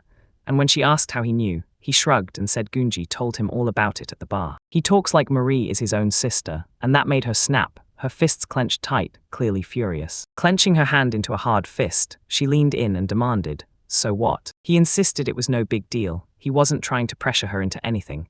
The Twilight Sword still mattered a lot to them, but then he leaned in and made one demand, protect his sister. So tell me, how much? How badly could he trash his Sherpa pride? The very next morning after the dive, Yueka slammed a knock on. On Ro's door, he shouted his name and asked if he was home. Mari immediately heard. He heard her, his face lighting up, and said it was his sister's voice. Then he leaned in with a small smile and told her to open the door. And the moment she did, she snapped into action and said, "Welcome." Then she greeted her with a warm, inviting. With a grin, he asked how she was holding up. And then, out of nowhere, he spotted a human silhouette. A shadow clung to the doorway, and from behind that door he stared out, right as Nuka came in, and everything spiraled. A brutal, threatening aura rolled off him and sent her panic skyrocketing. And then she quickly blurted out an apology for the. He reassured her and told her not to worry. He was her friend. And just like that, she got pulled into fear as he introduced her. She told him her age, and he just froze in silence, until she called out to him and he blurted out an apology. Then he bowed low, introduced himself, repeated his age, and practically thanked them for letting him in. She blinked in surprise and shot him a question. What on earth was he doing? And no, she didn't buy that he needed to stick to his age. Then the protagonist strode right up, wiped his hands with a towel, and demanded to know what had brought the. She dragged them along, then told him she was sorry for waking him up at that brutal hour. This morning, she couldn't wait to thank him, and he was just as eager to sit down and go over that dive report with him. He waved them in, then after a bit Nuku finally stepped out of his house and told him, "I've been counting on you." He called the woman and told her to be back before sunset, or Bari would snap again, and she agreed. As soon as he walked away, she spun around, shot him a rushed apology, and admitted she had no idea they were even going on a picnic. And they slammed into the scene out of nowhere. He spoke in a steady, calm voice and told her not to worry, everything's fine. The adventurers report and the Sherpas report if it doesn't line up, so they'll be called back later to iron out the details. And that's a good sign, because they hashed everything out before filing their reports, though she was a little thrown off by his reaction. He shot Nuku a slightly annoyed look, because she'd always been insanely strict about it. Mata, seriously, she couldn't even count how many times he'd hammered it into her head, because it was that important. Mario swept up to her and, with a nervous edge in his voice, he asked his sister if she wanted to join them for the picnic. Yuhiko froze in shock and blurted, "You can really do this." And MC nodded back with a warm, friendly grin, saying, she told them she really wanted her to come with them, thanked them for the invitation, and agreed. Then later, they showed up again and said the same thing, like this was the one thing that mattered. Stepping into a forest just outside the city, she marched ahead, called for her sister, and announced they were here to pick gadgeberries. Then she pushed onward, urging her. He pushed her to hurry, and when she heard her name, Mari snapped that she should slow down. She could fall if she kept running that fast, so Mari stopped right by a bush. She started picking berries on the spot, swore they'd turn into the tastiest jam ever, and caught off guard, admitted she actually knew quite a lot. With a bright, joyful grin, she added that she knew even more. Like yeah, any rabbit can fetch a solid price, but if you mix the tasty ones with the bad meat ones, don't expect big sales. And on top of that, the vegetable shop across from their house always sells rotten produce. Her brother had shown her everything, and Yuika spun to face him with a look of pure disgust. So that's what it was. Right then, worry sparked in his chest, because he couldn't shake the feeling that he wasn't trying to do anything. He just wanted to teach her a few life-saving tricks. After a while, the girls finally drifted off on the blanket, and he looked at them with a quiet smile, wondering if he'd gone too far like a parent would. Turns out the two finally calmed down, so Mazekin told him she can't sleep while the phantom needle is still working. It's working, so during their dive, she never once nodded off, and they burned through nearly a whole week trapped in that cave, which is why their team avoids long dives like the plague. So why in the world did he pick those exact words? Maybe it hit her hard, the poison burning through her, and the only thing she could do was lean on. Only her iron will made him believe she truly needed a reason to. You can spin it like that for now, but if that's truly what's going on. Yeah, because it's the kind of case that fits better than just about any other word, right? Like imagine this, he's diving, locked in on the moment, and then he stops to stare straight at her face and thinks. He couldn't stop staring at how stunning she was, and he was even more impressed by how fearless her courage was. When she hits rough spots, she doesn't hesitate. She cuts through them fast like they're nothing. Then she spots Marie, and the look on her face says it all, like she's shocked. Seems to be fond of kids, and the stubborn strength of what he witnessed in the dungeon, and it hits him like a lightning bolt. He finally realizes those words don't stay put. He let those words slip out on purpose, because his heart screamed to. Right. Now he even feels a lot better. Ro called her by name and said his word. Back then, the dungeon's words weren't some cruel prank. Then he shut his eyes, and for the first time everything felt crystal clear, and suddenly Yuika jerked awake, snatched his collar, and yanked him in right like that. With a flushed, embarrassed look, he asked, "So, is he actually telling the truth?" Ruth was still confused by it, then he nodded, agreed, and she thought that sealed it. This had to be a real confession, and confusion lit up her face as she asked, right then and there. "So does that mean there's a couple now?" She's never dated a day in her life, but she still knows how the whole thing works, so he can count on her. He stared at her, a confused smile tugging at his mouth, and the next breath hit him like a warning. He just knew their lives were about to flip upside down in ways they couldn't even imagine. She said that back in the imperial capital, where she'd once lived, she'd had a servant named Tai. She told her, memorize these words. If you ever meet someone who means everything to you, don't rush it. First, get to know them better. That's why she tells him, let me explain, just listen. To begin, the biggest building in this city is the Temple of Galactica, Mother Earth, right? And he nods like, yeah. And she told me the Order of Galactica's headquarters sits in a temple right in the capital. And that's where she was raised, growing up as a spiritual priestess of Viscatus. He asked, is that why they keep calling her the Black Princess? And she nodded, saying, yeah, black hair and eyes are rare. When the head priest finally spotted her by the goddess's statue, a revelation hit him like lightning. The goddess declared that this child was chosen, blessed with her own divine gift. And they have to raise her in pure innocence, like she's protected by fate itself. Thanks to her, evil will vanish from this land, and harmony will finally flood back in Eureka, said the dungeon's core. It's buried in the deepest part, and once it hits its limit, boom, the explosion erupts, scorches the surface, and leaves it defiled forever. With magic packed so tight it feels like it's crushing the air, this is where it all stops.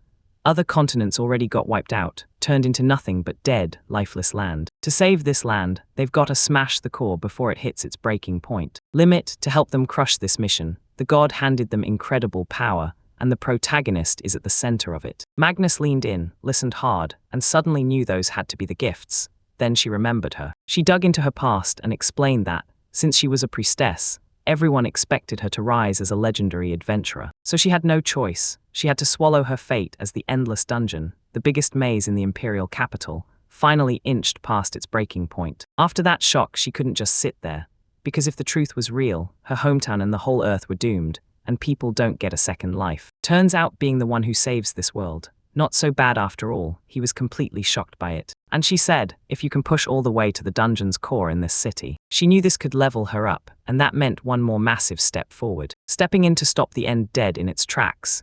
Meeting him and Marie only made her want to fight harder, not less. He stared at the world in shock and blurted out the truth.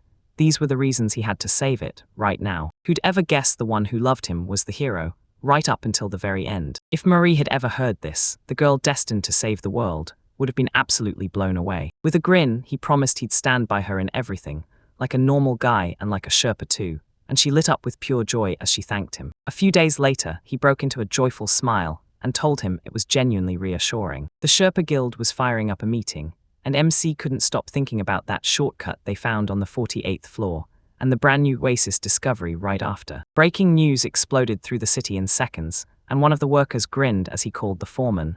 The Sherpa map has been updated. Gunji stared him down and praised him for an amazing job, then made it clear.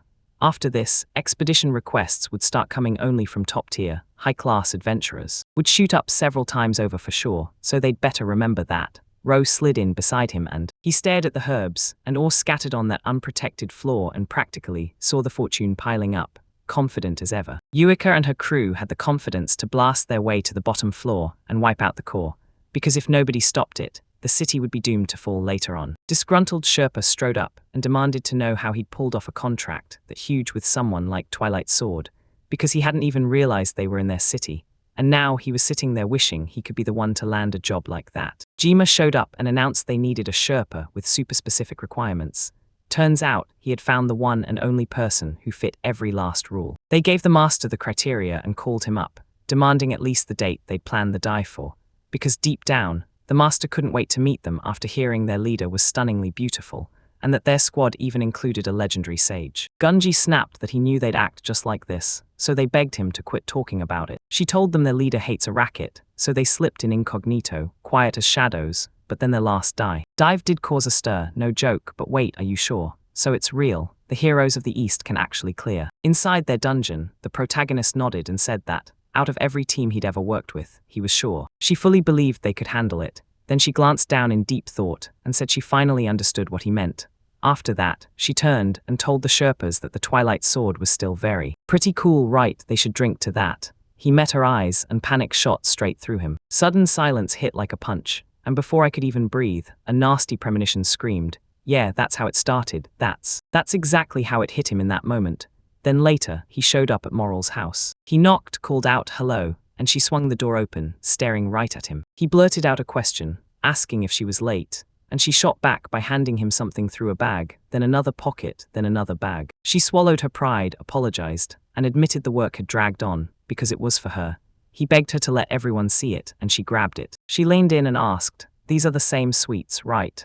Not because she hated them, but because she was freaking out about her teeth. Health, they burst into the house, and she snapped that they needed to hurry and grab their seats, then told everyone she'd have to be excused. They dove into their food, and he thanked her as he slid into the moment, greeting Dossie, who was already at the table eating, and then Dossie locked eyes with him and asked, "So it's true, you really got hired by the heroes of the East?" Everyone dropped into their seats at the table and dug in, and MC leaned in, smiling as he said he was genuinely grateful they let him join. At that moment, this was the biggest paycheck he'd ever earned. He couldn't believe it. With wide eyes, he said it was unbelievable, and he realized this was their monthly dinner, right as they started strengthening. They all acted like it was blood ties.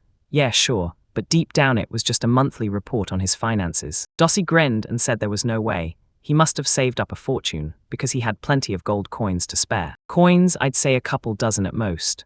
Their kids gulped the food down, thanked them, and bolted straight to their rooms. Then he grabbed a breath and started counting. With his fingers doing the math, Moral leaned in and demanded what he was up to. "Finish your food fast, or else." So he let out a heavy sigh and said, he'd just been thinking about how good he was doing for his age, then flashed a smile and admitted he could work in peace only because they were looking after his sister. He even laughed it off, saying he didn't need any thanks at all. And yeah, there aren't any orphanages in this city. So if they're family, then yeah, taking care of the kids is their duty, right? Ro apologized, and every time he took Mari, he couldn't help thinking that. He tossed them 2 silver coins as compensation, but nobody ever brings up the bread talk again, like usual. The bread's like bricks and the soup tastes thin, but he can't refuse it, no matter what they try, because they promise they'll take Mari if he dies in that dungeon, they de-strip him of everything he owned. But honestly, he'd already stashed half his money with Gunji, so it could be handed to his sister the day she passed. When she grows up, even though he's weird as hell, you can trust him. Then he called her over, pointed his finger straight at his own face, and blurted that a crumb was stuck right there. So she yanked it out, and they dove right back in until the meal was finally done. He scooped her up, said she'd fallen asleep, and that he'd take her home. Then they parted ways with a quick goodbye. "Goodbye," he called out, and outside, he insisted that every time they looked at him, all they saw was this giant a bag of money. Then he snapped to her and apologized, admitting all those problems that crushed her were his fault, since he'd been the one working. She dozed off and beamed, calling out to her brother, and that instantly snapped a smile onto his face.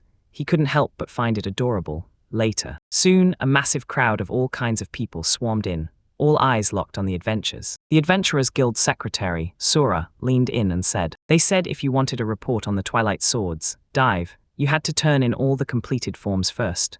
No exceptions, then you could finally start." A wave of adventurers surged in, and they started shoving their forms at her, the Sherpa Guild secretary, and showed up to help, hauled in a huge stack of forms, and thanked her for it like it was a lifesaver. For it, and one of those adventures hits next, washed in pure joy, and a grin so bright it steals the moment. He handed over his form, then bam, he accidentally sent the ones she'd brought tumbling to the floor. Sura's rage flared so hard, she slammed both hands on the table and barked loudly that she demanded they listen up close, then slammed the brakes on them, forbidding anyone from stepping forward. They all had to stay lined up and wait for their turn. Anyone who screws up this tiny problem gets hit with a permanent ban.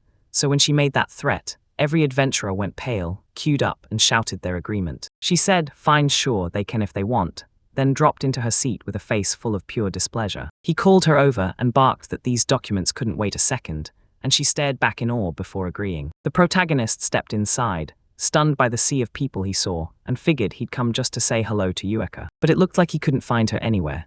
He rushed up to the counter, shouted Anne, and told her she was working way too hard, only for Anne to break down on the call, tears spilling over as she told him they had piled on way too much work here. Sora snapped at him, demanding to know if he'd come to apply. He froze in confusion, and then blurted that he just swung by to meet the one and only leader of the Devil's Wheel, right in the middle of the adventure part. Party was in full swing when Sog slid up to him and said he looked like he was doing great.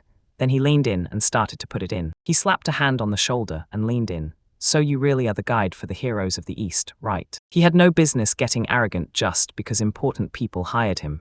At the end of the day, he was still just an ordinary baggage handler. Porter, his team members stepped up and nodded, and with a grin on his face he said, "All right, now I've got to tell So tell me everything. What crazy gifts does your crew have, and how do you fight back?" The secretary stared at you, eyes wide with worry. And the MC called him out, asking if he'd forgotten every rule, because he was stuck in the middle ranks. And he'd never, ever spill that kind of personal info, especially if you're the type who can't keep your mouth shut. Because the second he heard that, rage flared, and he yanked the guy up by the collar, shouting at him. Sora snapped, calling him an idiot and demanding, "What did you just say?"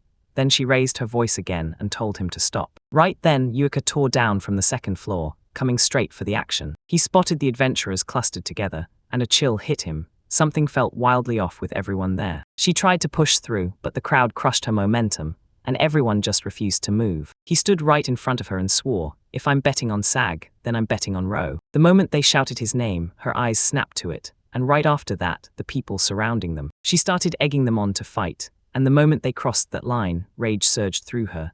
Then a crushing, powerful aura began to spill out of her, like it was cutting the air in half, and she just kept going. She sent a shockwave of fear through everyone nearby, and in a low, serious voice, warned them all to get out of her way. Then she surged forward mid-step, fast enough to cut off the rest of her sentence. She walked pushed on ahead and spotted a stranger adventurer, gripping him by the collar. And then he shot his fist up. She closed the distance, and his whole world snapped into place. Terror crept in as her smile turned dangerously threatening. Sag went rigid on the spot and demanded, "So what do you want?" With a dead serious look on her face, she told him to get his dirty act together. He yanked his hands off her, darling, and he couldn't believe it, because of what she just called him. She blurted it out loud, basically demanding he do it right now, because of this. Then terror hit him like a truck. He crumpled to the ground, and he started crawling away from her, and she stared at him in pure terror. With a frighteningly serious look blazing on her face, the protagonist called her and told her to calm down. "He's fine." The adventurers heard her name and blurted it out in shocked surprise. "Wait, is that the leader of Team Twilight Sword?" Anne stared in awe and practically gushed that it was way better this way. Wait, hold up, did she really just call him darling? She nodded and said, with pure embarrassment, because seriously, people finding out they were a couple was the last thing they wanted, and the secretaries were absolutely. "I couldn't believe it. Go ahead, walk right up to them and say it." She shot back that she was sorry for the noise, then they just stared, completely confused, and went, "Wait, what?" She told him everything was fine, smiling like nothing hurt, then admitted she still had something to deal with. So she shot back an apology, and Nuku took the wheel from here, serious, sharp, and totally locked in. Anne insisted there be no problems, but her nerves exploded. She blushed hard, then stammered that it was good. He closed the distance, called out to her, and told her these two were his good acquaintances. Then he leaned in, told her, and even said she apologized for not introducing herself sooner. She tossed out her name and proudly declared she was the guild's secretary, standing right beside her, eyes wide, nerves screaming, then introduced herself too and admitted she'd been sent from the Sherpa Guild. Bika chimed in, introducing herself and telling them she was truly grateful they'd been looking after her darling, twice, like she just couldn't stop saying it. She stared at them in shock and blurted out how long they'd been together, then her smile lit up as she laughed. Just a few days. Days passed, but the confession hit even earlier. He spilled it to her first, and Anne lit up with happiness. Said it was so ridiculously romantic that the adventurers froze in pure shock, while she beamed even wider, grinning like her heart had just won. Smiling, she said it had happened twice, and the shock hit even harder. Then she admitted she couldn't believe how relentless he was. Just as she was about to ask one more thing, Sura yanked her attention and told her she'd finally gotten care. Carried away, she spun toward her and asked with shining eyes, "Isn't it lovely, Yuina? You look so happy." He burst into laughter and said, "Yeah, just like that. So how about we meet later and grab lunch?" Then he agreed on the spot and she happily said she'd be down to go. MC blurted out, "I'm sorry, I caused all this trouble when you've got so much to do," and Sura replied, "It's all right, no need for apologies."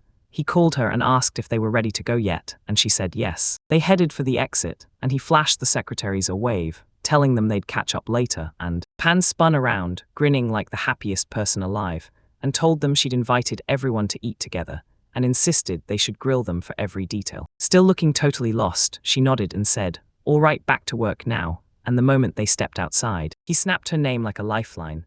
Then she smiled, calling him darling, and asked what had her worried. He leaned in and demanded if she was really sure she should be calling him. She nodded and told him, "Tay called you my husband, so." And just like that, she called him the same way too. He stared at the words, because she wasn't talking to him at all.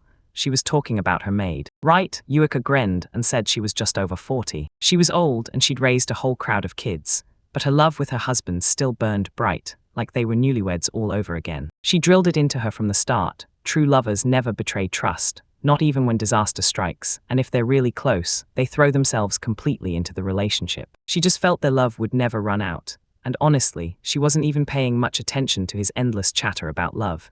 Still, she never thought she'd actually end up with someone she could call her own. Now she was kicking herself for not listening better, and he shot a slightly nervous look as he thought, "Thank God we never said, darling, between us," because there was no way he could get away with calling her that in front of everyone. She grew up in a pretty abnormal world.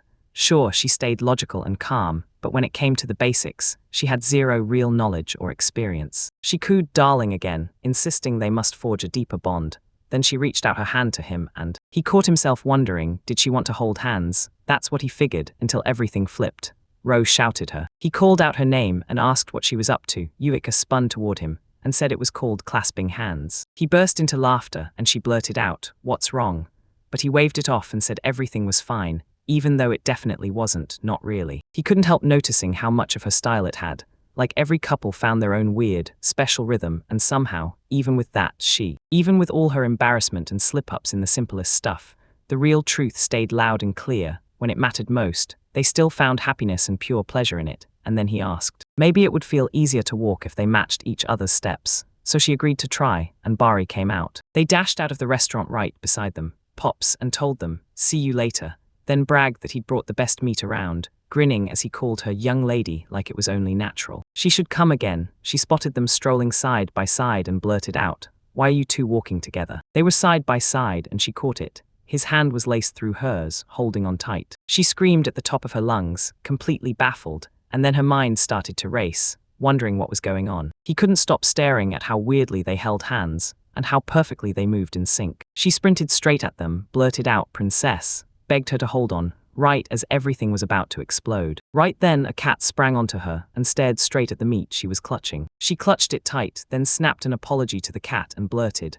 "I'm in a hurry," before whipping around and turning. She snapped around, missed where they'd gone, and rage flooded her, so intense that they could. They kept trudging forward and Yueka demanded, "Is this the same clinic?"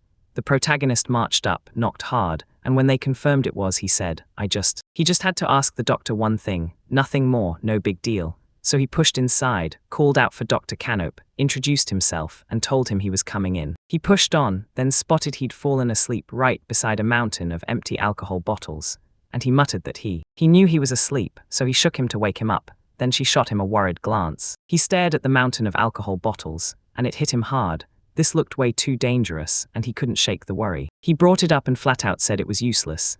Then he slumped, passed out, and later he tried calling her, though asking her felt painfully awkward. She didn't answer, but could she really cast that dark race drop spell on him? She nodded at him, flashed a grin, and promised it was totally fine. Then she unleashed her magic. Magic hit and he snapped back to his senses, stunned, and blurted, "Wait, no headache. That alcohol's insane."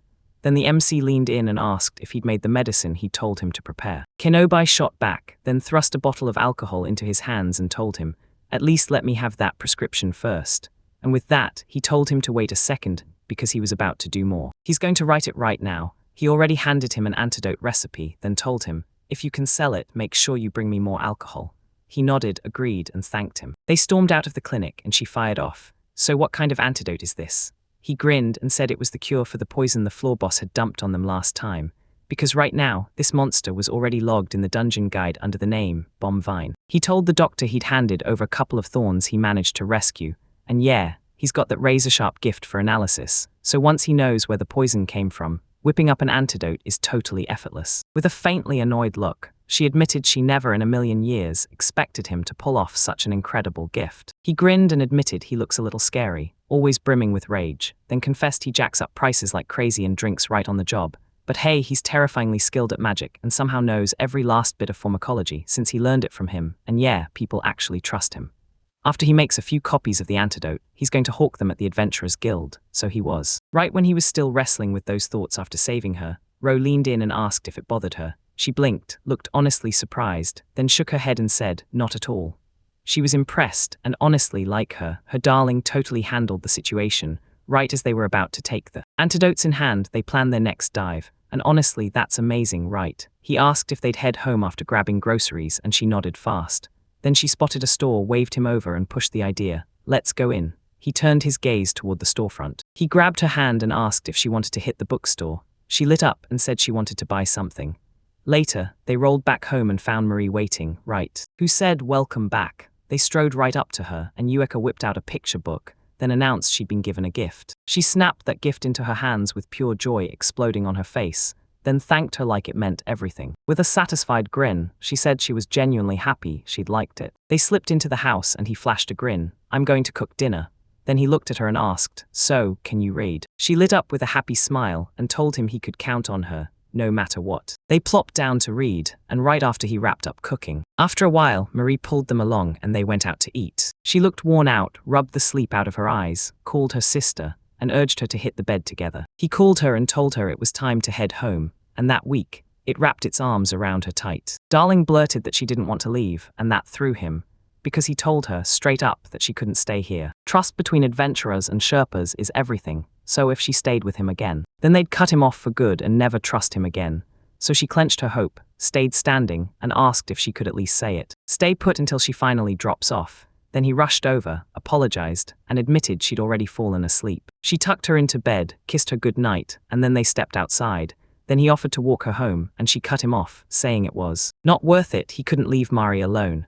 He agreed on the spot and promised he'd see her tomorrow. Then she spun around to him. She shot him a slightly annoyed look, and he blurted, "Wait, what's wrong?" She said ties said that no matter if it's morning or night, when two lovers have to part ways, they don't just mumble bye, they say it the right way, face to face. He snapped his gaze upward and thought, wait, are my words really that weak? So what's needed next? The hero hit on an idea, then closed the distance. He shot a shy question, "Can I close my eyes?" as if the room couldn't handle him. She couldn't help it, her face went bright red with embarrassment, and he slid his hands onto her shoulders. And the moment he did, he figured she'd been watching him right back. Waited too long, then he leaned in, kissed her, and said goodnight. A few days later, they kicked off their second dive into the dungeon and smashed their way to the 32nd floor. Second floor, Bari jabbed a finger at him and told him she'd seen everything. They were moving in the weirdest way imaginable. They're holding hands right in the heart of the city, and she can't wrap her mind around it. She'd never, ever call this a date. She snapped at Nuku for calling her the Black Princess, and warned that if she was in a relationship, it could drag them into trouble. So what would the temple master say if he ever found out? And what about Yuika with her? With a confident grin, he urged her to hear him out and pressed, "So tell me, lovers are people who only care if the feelings are mutual, right?" And yeah, she and her darling had already survived this exact talk before. So yeah, it was crystal clear. They were lovers, no doubt, and they both froze in shock as she blurted out loud that bad rumors were flying around this guy, and she couldn't ignore them. She'd heard it straight from the liquor store owner. You remember what we require for Sherpa, right? They've got to be legit, top tier, an all-star guide, and this guy truly delivers, but then comes the catch, their second requirement. Their Aepa has to be level 5 or higher. This guy was a mid-tier adventurer back then, level 7, 4 years ago, and they dropped down to the 14th floor through a shortcut only mid and high-ranked Sherpas knew. But he smirked and steered them to the 13th instead, the floor reserved for beginners. They hunted down every monster they could find, and he grabbed every bit of experience and loot that rained from that floor for himself. This is what the beginner. While everyone else just trekked through the floor, he chewed through it, every single time, until they started calling him the Floor Eater. Then Yuika turned to him and demanded to know why he kept doing it. Right, he nodded and said, yeah, exactly. Then she answered, calm as ever, and just said that. Nuku called out to her and told her she had to start thinking, because right then, there was literally nothing they could do about her situation. She's the living symbol of Galactica's trust, and every wild adventure out there is chasing the same kind of legend she's built. When rumors flew that she was dating someone, people's doubts would instantly spike, and the MC listened to him, thinking it through. Back when he swore someone claimed to be her lover, and suddenly the rumor mill went nuclear, blasting gossip articles everywhere. Even her fans couldn't ignore it, and the real shockwaves hit too, reaching the church's top brass, the guilds, and all those high society blue blood girls. It spiraled so hard that the Twilight Swords. Their squad was locked out of public view, and she snapped at him, darling, saying those articles were pure fiction. He was the first guy she'd ever dated.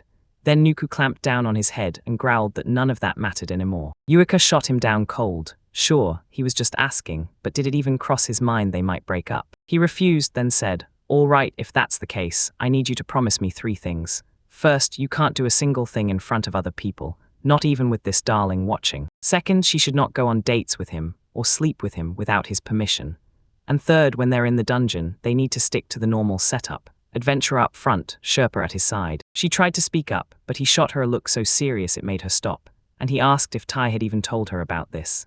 Then he reminded her, quick and cold, that couples go on dates all the time, so this needed to be handled in secret. She blushed, saying the city was packed with people, and after all, Darling had a sister waiting at home. So tell me, where were they even supposed to flirt? He and Bari grabbed their heads, and she blared out that they didn't care one bit. Mazakin burst into laughter, and raved that young love was pure magic. Then his stomach twisted in pain, just from saying it out loud. Nuku called him over and told him, straight up, not to mock them, because he claimed there wasn't a single ounce of humor in his bones, and in the capital, sure, he might have been a priest serving the Black Princess, and now they're both out there adventuring, right? It's a brutal life, one bad moment and you're gone, so why not let them chase what they want? Rage flared in her chest as she snapped at the old man, telling him he had no right to say something like that. Then the situation turned. He shouted to Eureka, asking what they should do next, and she looked like she was about. She wore a slightly annoyed look, said she understood it all and agreed to the terms, but promised she'd keep calling him darling, as long as they were the only ones here. Bari couldn't stand it. His anger was boiling, and the new who called her and told her they needed to lock in on diving first, and only then could they. They kept pushing forward, and just like before, 2 days later, they finally climbed all the way to the 43rd floor. Now under her command, the floor is crawling with 7 skeletons, 9 orcs and 5 imps, each one ready to unleash their powers. With magic spells crackling in the air, she set her face in stone and thrust her hand forward, aiming straight at the monsters right in front of her eyes. He stood there facing her and barked orders. Make the monsters fire ice arrows, and get the others. They pushed back to retreat, slammed into the 46th floor next, battled those monsters all over again, and then ran straight into. The salamanders had a natural gift. She unleashed a fire cannon with her bare hands. The Phantom Needle's gift helped her snatch 6 salamanders, then she grinned and said, awesome, I'll name them Saro. Nuku snapped her name, Sarah, and said he could suddenly feel it. Another monster came barreling in, so they had to scramble out of the way. This one was a furry giant, covered head to toe in fur, like its whole body was built to overwhelm them. Even body blows and physical attacks bounce off it like they're nothing. She called Sarah and blurted out that it was time to put their abilities to the test. They have to blast it down into a mountain of ash, then slam into the monster all at once. Simultaneously, she wore a smug grin and said they should concentrate your fire and burn straight into its flesh. They unleashed everything at the giant, crushing him down with sheer force. Ueka snapped his name and demanded he answer. He finally snaps, what's wrong, like this is all he's got. He's got zero fighting spirit, so she erupts into loud laughter. With a harsh shout, Mozikun snapped over to the guy, called him out, and demanded to know if he was okay. His lips trembled, lovers, right. The protagonist let out a tiny smile and thought this was unusual. It's basically unheard of, getting that pumped while fighting monsters.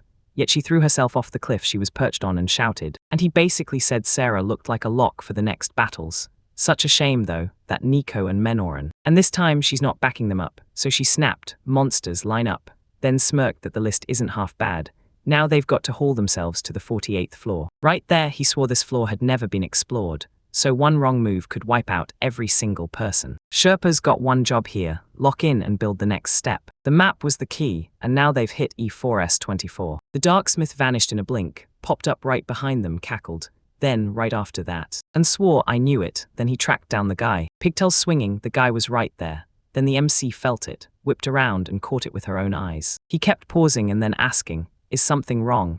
While he stared over his shoulder like he'd just heard something behind him. She asked, and then, doesn't she feel it? Like someone's watching her right this second. She stared them down, shook her head, and flat out claimed she wasn't feeling it. No matter what happens, they've still got to stay razor alert. She strode up to the two orcs and ordered, cover your backs, now. Nuku snatched up his courage, called his mistress, and warned her. 3 monstrous titans were looming right ahead. Don't worry, she said with a grin, promising she'd take care of them. They burst into this huge open field, yet not a single monster was in sight, and that's when. And she swore she saw nothing, so she called him again, demanding to know if he was really sure they were there. He nodded, confirmed it, and wrote it down. And Rose said, then these monsters might not just attack. They could slip through the world with illusion or camouflage. He dropped his backpack onto the ground. He bent low and started to listen, like he was hunting for secrets in the silence. A muffled scrape and a soft rustle set the hairs on my neck up, and I thought, if you stare closely enough. Mostly the moss glowed only in weird little patches, so strange it made my skin crawl, and he insisted the monsters were lurking underground. Just like that, the rest of the story was about to start. These monsters slip through almost any kind of rock like it's nothing, and Eureka's eyes lit up. She said she knew exactly what she was talking about. They're on the lower floors, because in the end, everyone has a weak spot, and they'd better figure out exactly what they're up against. Nuku snapped that they'd need bait, and good news. Right now, they had a bunch of tiny, quick salamanders in their group. She nodded, dialed Sarah 6, and told him to sprint across the floor. The salamander lunged ahead, and she snapped that they were staying right here. Stay right here and wait, don't blink, until the enemy finally shows up. Year after year, she watched everything unfold with sharp, unwavering focus. He spotted something shifting under the ground,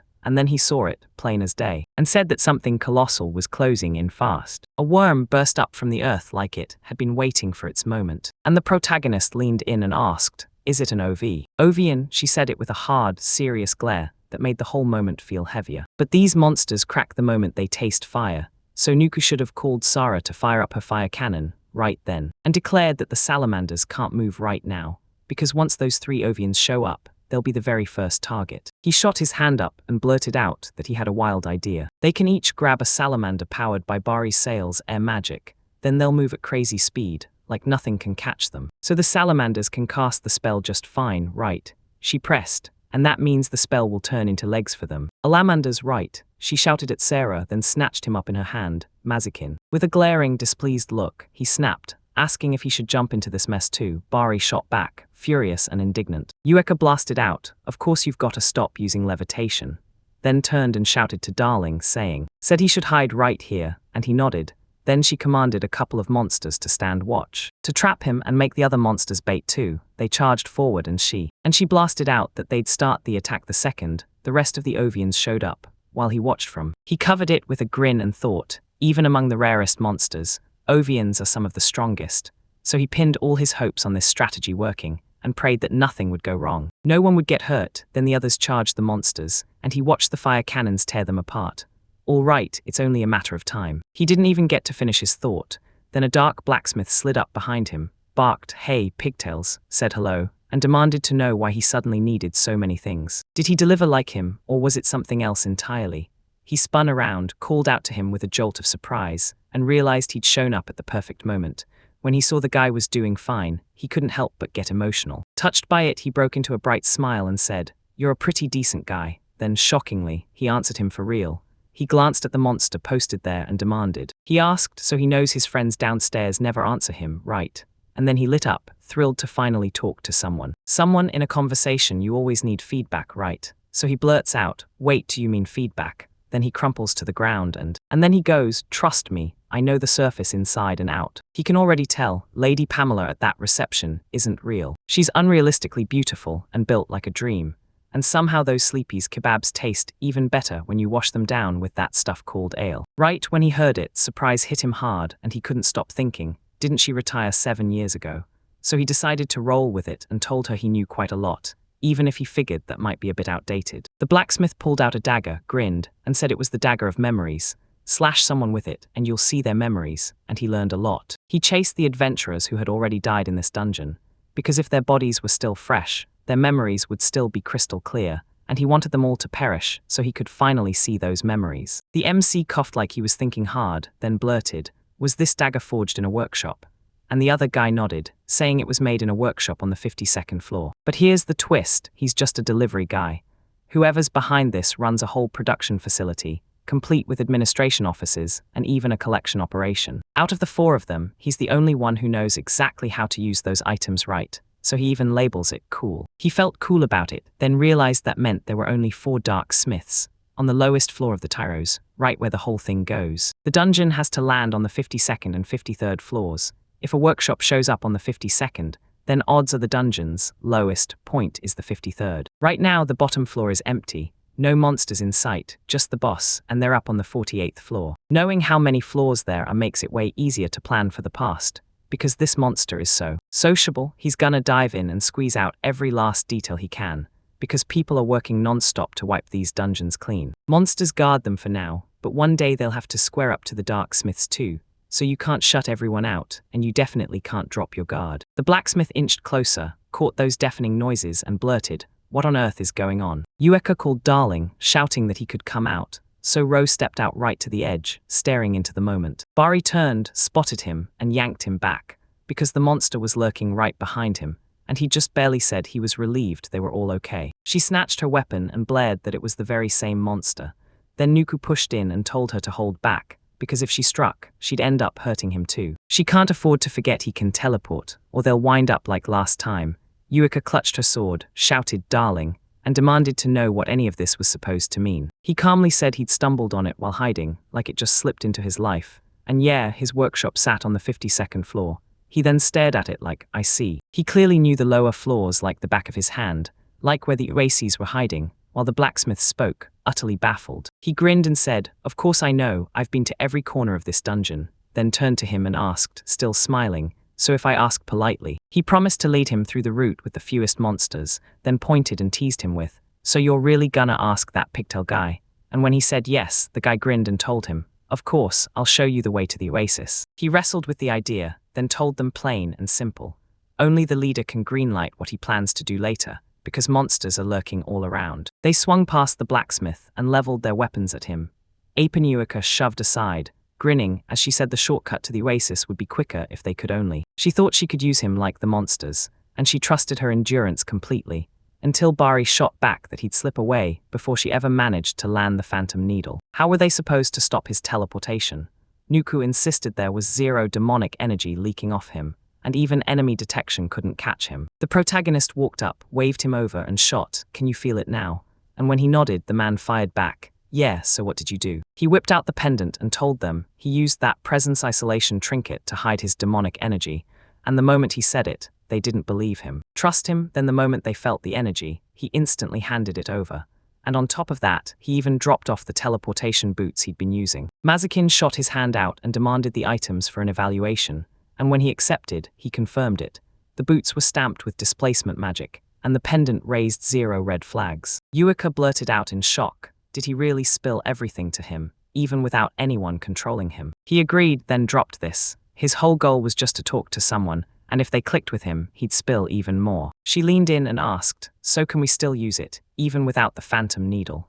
And he replied that the odds of it working were really high. It was high, so it was on them to choose what came next, and he nodded along with whatever they decided. She paused, wrestled with the choice, then nodded and said, we'll do what Darling says. Bari's eyes widened, he couldn't believe it. so he fired a question at the princess, asking if she was. She shot back 100% certain, agreeing on the spot, and promised, they'll let him move freely, but if any trouble pops up, she'll use darling if he steps out of line.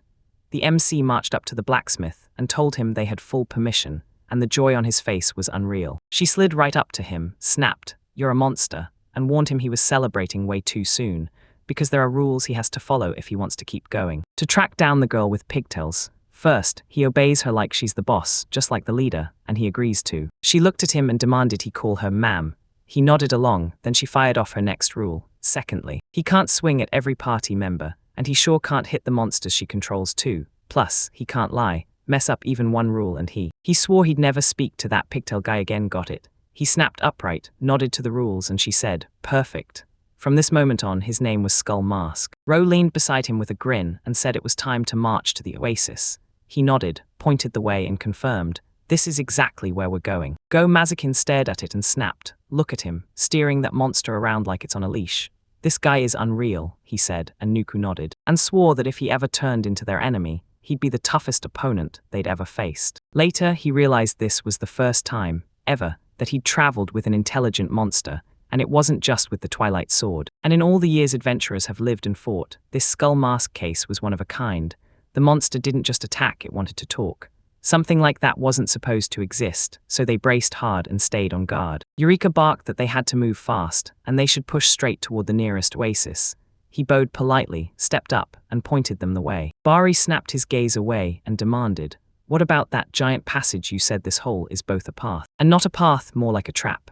Ovians were everywhere, leaving ugly marks on the ground, and when he tried to push through, he just ended up spinning in circles, trapped by his own failure. When he finally burst back out, he was right where it all started, trapped in the same dead end, where if someone gets lost, they don't come back. That hidden path through the crevice. Mazukan laughed and warned the beginners like, "Yeah, good luck. It might feel fatal, and if you don't know to look for it, you'll walk right past it." So the protagonist marked it on the map, and he scrambled into the crevice, warning them it was painfully tight.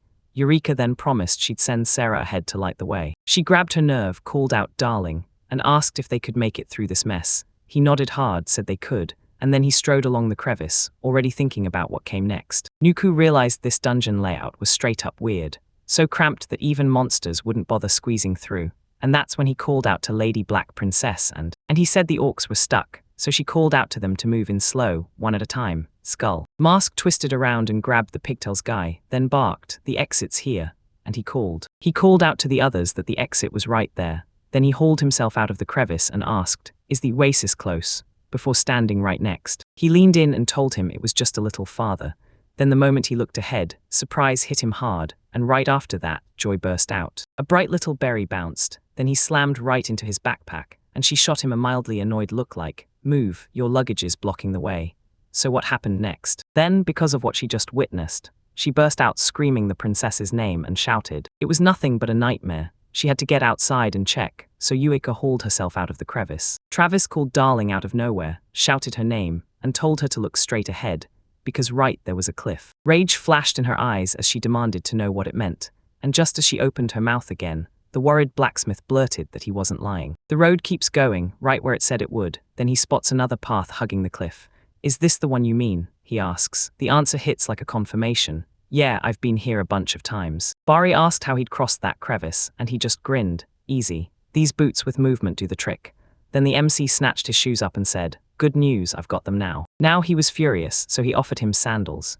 Eureka shot back, asking if her demons could haul them one at a time, and the sky demons scooped up one. And Nuku said that should do it, and Skull Mask practically glowed with joy, blurting out, "So you're an angel in human form." And she just smiled, saying she was totally exaggerating, by the way. How do you even know the word angel? She just called up two monsters. The orders told them to haul the orcs. Then he snapped that the rest would carry the rest. He glanced to the side and thought, you don't reach that road unless you can fly. He's never seen a trail like this, not even on any map. So tell me, what do we call this path? An air bridge, maybe we should slap a warning symbol on it, right now. He leaned over and stared down. And he said, down there, a swarm of blood cockroaches. Bari. He was being dragged along by the monsters behind him, terrified out of his mind, and he snapped that they needed to stop staring over there. She was shaking like crazy, begging them to rush her away, and just like that, Yuka was carried right over to them. She shouted her name and asked how she was doing.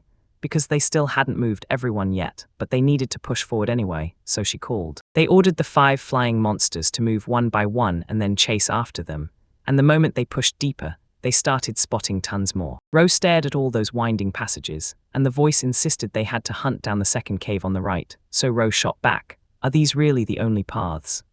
With the answer in hand, he quickly scribbled it onto the map, then realized, just look at all these passages. Future adventurers are going to struggle even with the map guiding them. Skull Mask pushed onward and snapped, we've got to go there. Right there he thanked him, saying his help had meant everything to them, and then he broke into laughter, because the guy totally had that special person vibe. He grinned, thanked him for the compliment, then practically begged with a bright smile, so, can I keep these sandals? He nodded with a grin, letting the gesture stand as gratitude, and as proof that everything he'd said was true. Right at the edge of their friendship, Yuika coughed hard to grab their attention and ordered them to head down and rest. He offered to make tea, and she said yes. Then later she thanked him like he just saved her day. Soon he brewed the tea, carried it over to the group and said he even started munching fruit on the ride too, biting into something sharp and sour, but somehow still really good. Absolutely delicious. He marched over to the rest of the team and shoved some their way too. They shot him grateful smiles, then he wheeled on Skull Mask and said he had it done for him too, and he couldn't stop smiling. He sounded genuinely thrilled and said he truly was a good soul. He snatched it up, stared at the dried fruit like it was treasure, and blurted, so people actually eat this. Then he went. He couldn't believe how delicious it was. He burst into laughter and told the protagonist to slow down and savor it. So, Bari spotted the princess's sour face and blurted, what's wrong? Yueka's expression went dead serious as she said they had to stick to the plan. No delays, no choking. She summoned every team member and demanded they come here. He instantly nodded and agreed. Then she pointed at Skull Mask and ordered him to stay put and sit like a statue, quiet, no arguments. And when the crowd finally closed in around her, she turned to Darling and asked, so yeah, pretty safe bet the dungeon's bottom level was the 53rd, right? He nodded, saying it had to be. Then she slid closer and said, nope, we're on the 48th right now.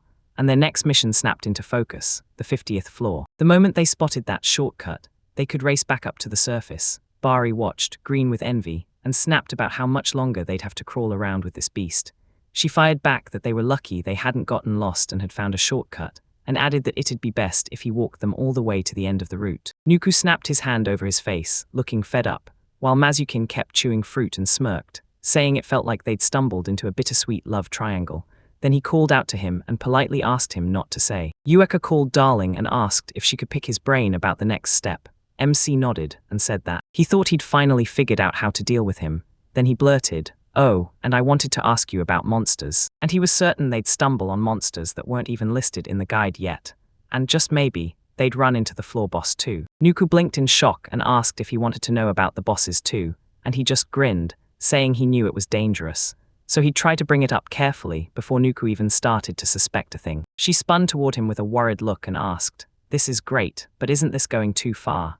Even if it helped them, he was getting way too cozy with him. He needs to remember, he's a monster, and an enemy, no matter why he's pretending otherwise. Her chest tightened from how close they were, and when he finally looked at her, confusion flickered across his face before he nodded and said he understood. Bari was furious because she finally noticed the princess was jealous for the first time, so she snapped into action and called her. Mazukin downed his tea and grinned, saying, call it advice from the boss, and tell me, doesn't that make this whole thing hilarious? Eureka shot up, grinning, and said they'd rested up and were ready to roll. Then she called them forward. She called Skullmaskin and said they were diving even deeper, then ordered him to find the shortest way down. So he nodded, agreed fast, and asked if there'd be even more delicious food waiting. Ro grinned at him and teased that maybe, just maybe, it could still happen. He nodded, told them to move fast, and then led the group to the slope, laughing as he went, and said that hanging with adventurers felt downright awesome.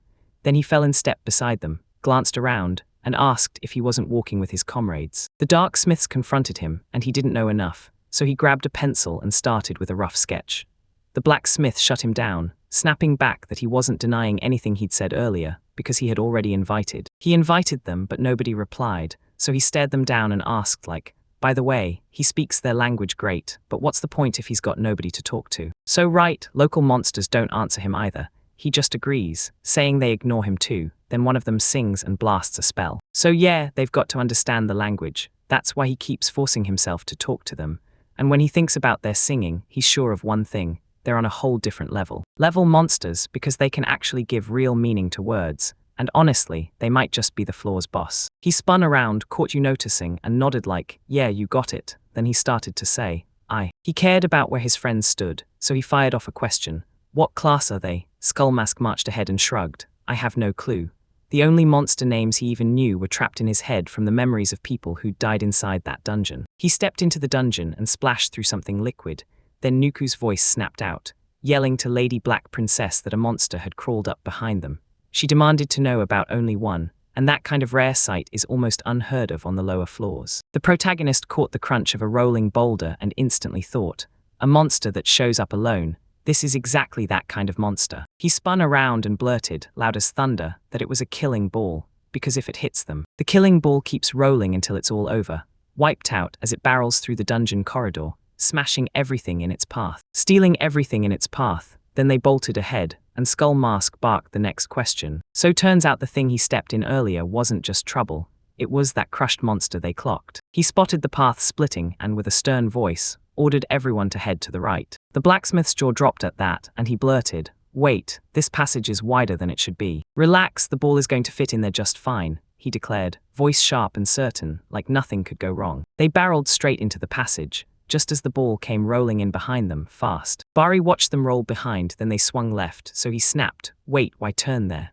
And he demanded an answer. There were. A couple of reports claimed killing balls, but he clung to an old guide's warning. The group lived because they took the wider passage instead. Skull Mask looked him in the eyes, called out with pure admiration, and said he had no idea. This kind of knowledge didn't even fit his wildest expectations from a monster, let alone from a friend. Yuika burst into a satisfied laugh, smiling like she knew the secret, and said, right, he's incredible, isn't he? She was his darling. Then Bari's jaw dropped at what just happened, and he couldn't stop wondering if she was stepping into Ammon's game. Monster, a giant monster, slithered right beside them, and the carnival waiting on the unexplored floor was still silently, like it was holding its breath. She trailed after them, and later she blurted out that the enemy was charging in. Hide now, they both snapped. He nodded hard. They bolted to the side with more. Mozakin and MC pressed him. Tell us, have you ever seen us fight? And he shook his head, saying no. He told her it was better if he just shut his eyes, like a monster like him deserved nothing else. Then bam, a slime man was crawling right toward them, and it was downright shocking. Their species has a special gift, pure physical resistance. Nuku stared at that monstrous giant and swore he could feel Seven's presence. Then she stood right there, close by. She said it meant they'd fused into one, then called 5 of Sara, and told them to scramble onto the slide. Slime monsters blasted out flames at the same time, and they didn't even hold up for long. Fire surged through them until they crumbled to dust. He spun around and shouted that 3 more monsters were crawling in from the other side. She yelled for all the orcs, and ordered them to guard their backs from the darkness. Then 3 minotaurs lunged out of the shadows. She erupted into laughter, thrilled to death by it. They should. She lunged straight at the one in front, then sliced through the skeleton crowd to hit the monsters from the side, yanking Bari into the plan and ordering her to use magic to freeze the slime man in place. She summoned 2 flying monsters and ordered them to obey her every command. She snapped at the other 2 monsters to fall in line under Nuku's orders and made it clear he had to deliver support to the orcs and skeletons.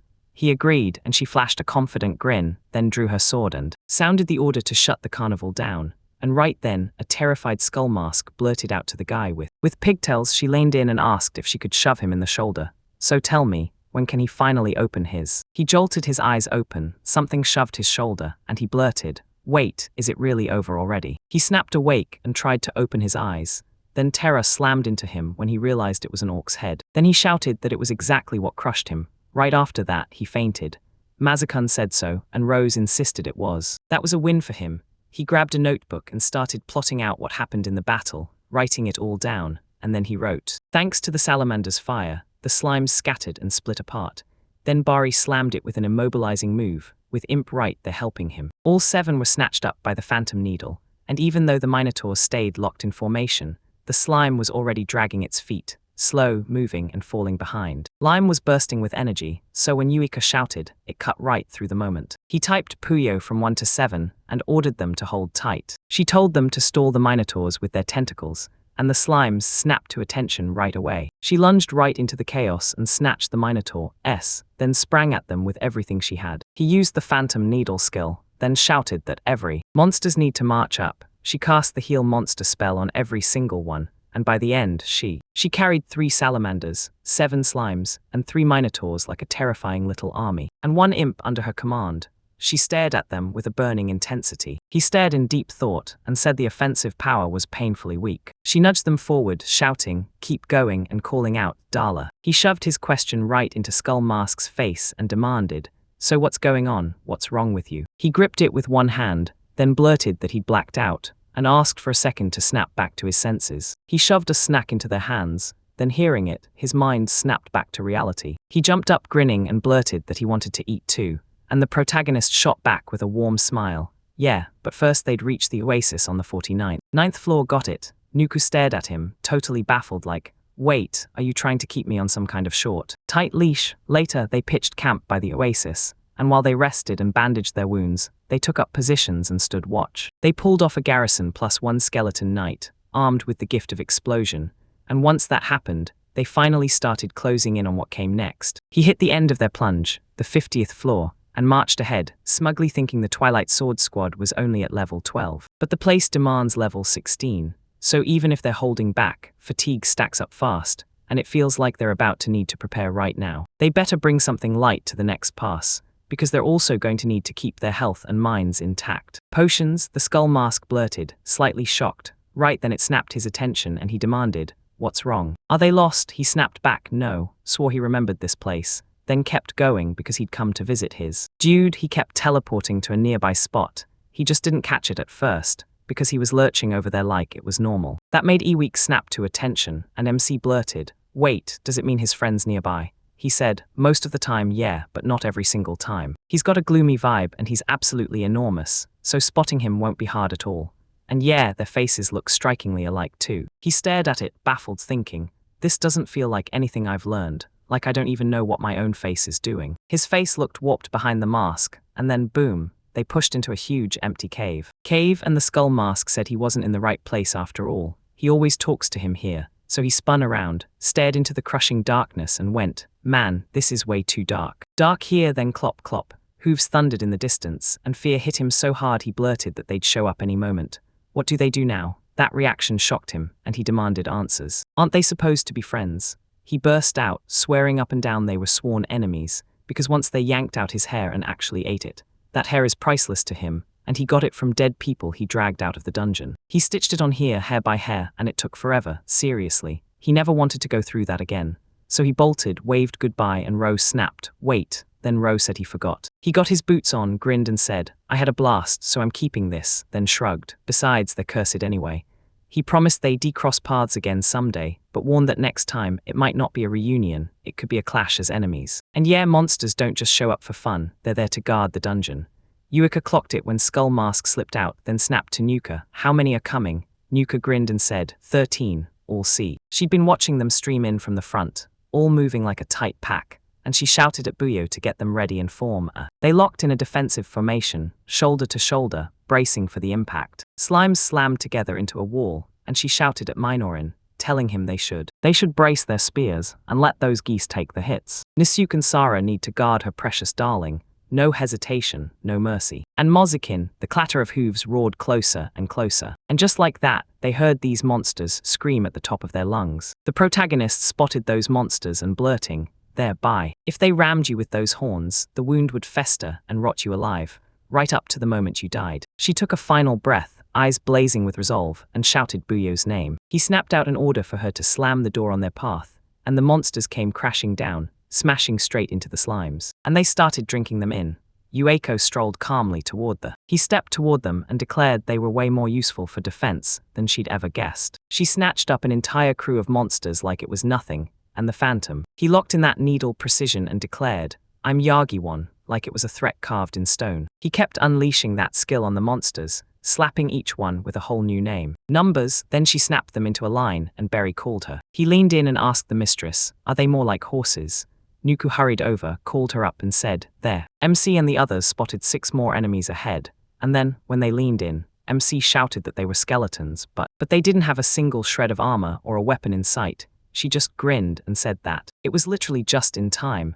Now they could finally throw Yagi at them. She barked, "Attack the skeletons," and they crushed them without breaking a sweat. Then he called her back and warned her about 6 more monsters. Then even he had to pause, shocked by He saw this and immediately figured they were just more skeletons, like they'd crawled out of the dark, without even realizing it. They don't have a single weapon, so what, is this their turf or something? After a few more tries, 6 more skeletons lunged in, and she mowed them down with the help of her monsters. Yuyiko was totally thrown off, and she blurted, "Wait, what? What the heck is happening? It feels like they're charging straight to their deaths." Death, a glowing magic circle, snapped into existence in the air above. Yagi hit their senses like a spotlight, instantly grabbing every eye in the room. A surge of dark energy ripped out of that magic circle, blasting everything in its path. She spun the scene around and blared for Booyah like it was an emergency. Leo snapped into a defensive stance. Everyone froze, then a massive, earth-shaking boom ripped through the air. A brutal roar hit the air, and they immediately clapped both hands over their ears. Rue froze, heart thumping. "What was that?" she blurted out loudly. Yagi tore into the night as the dark magic poured in,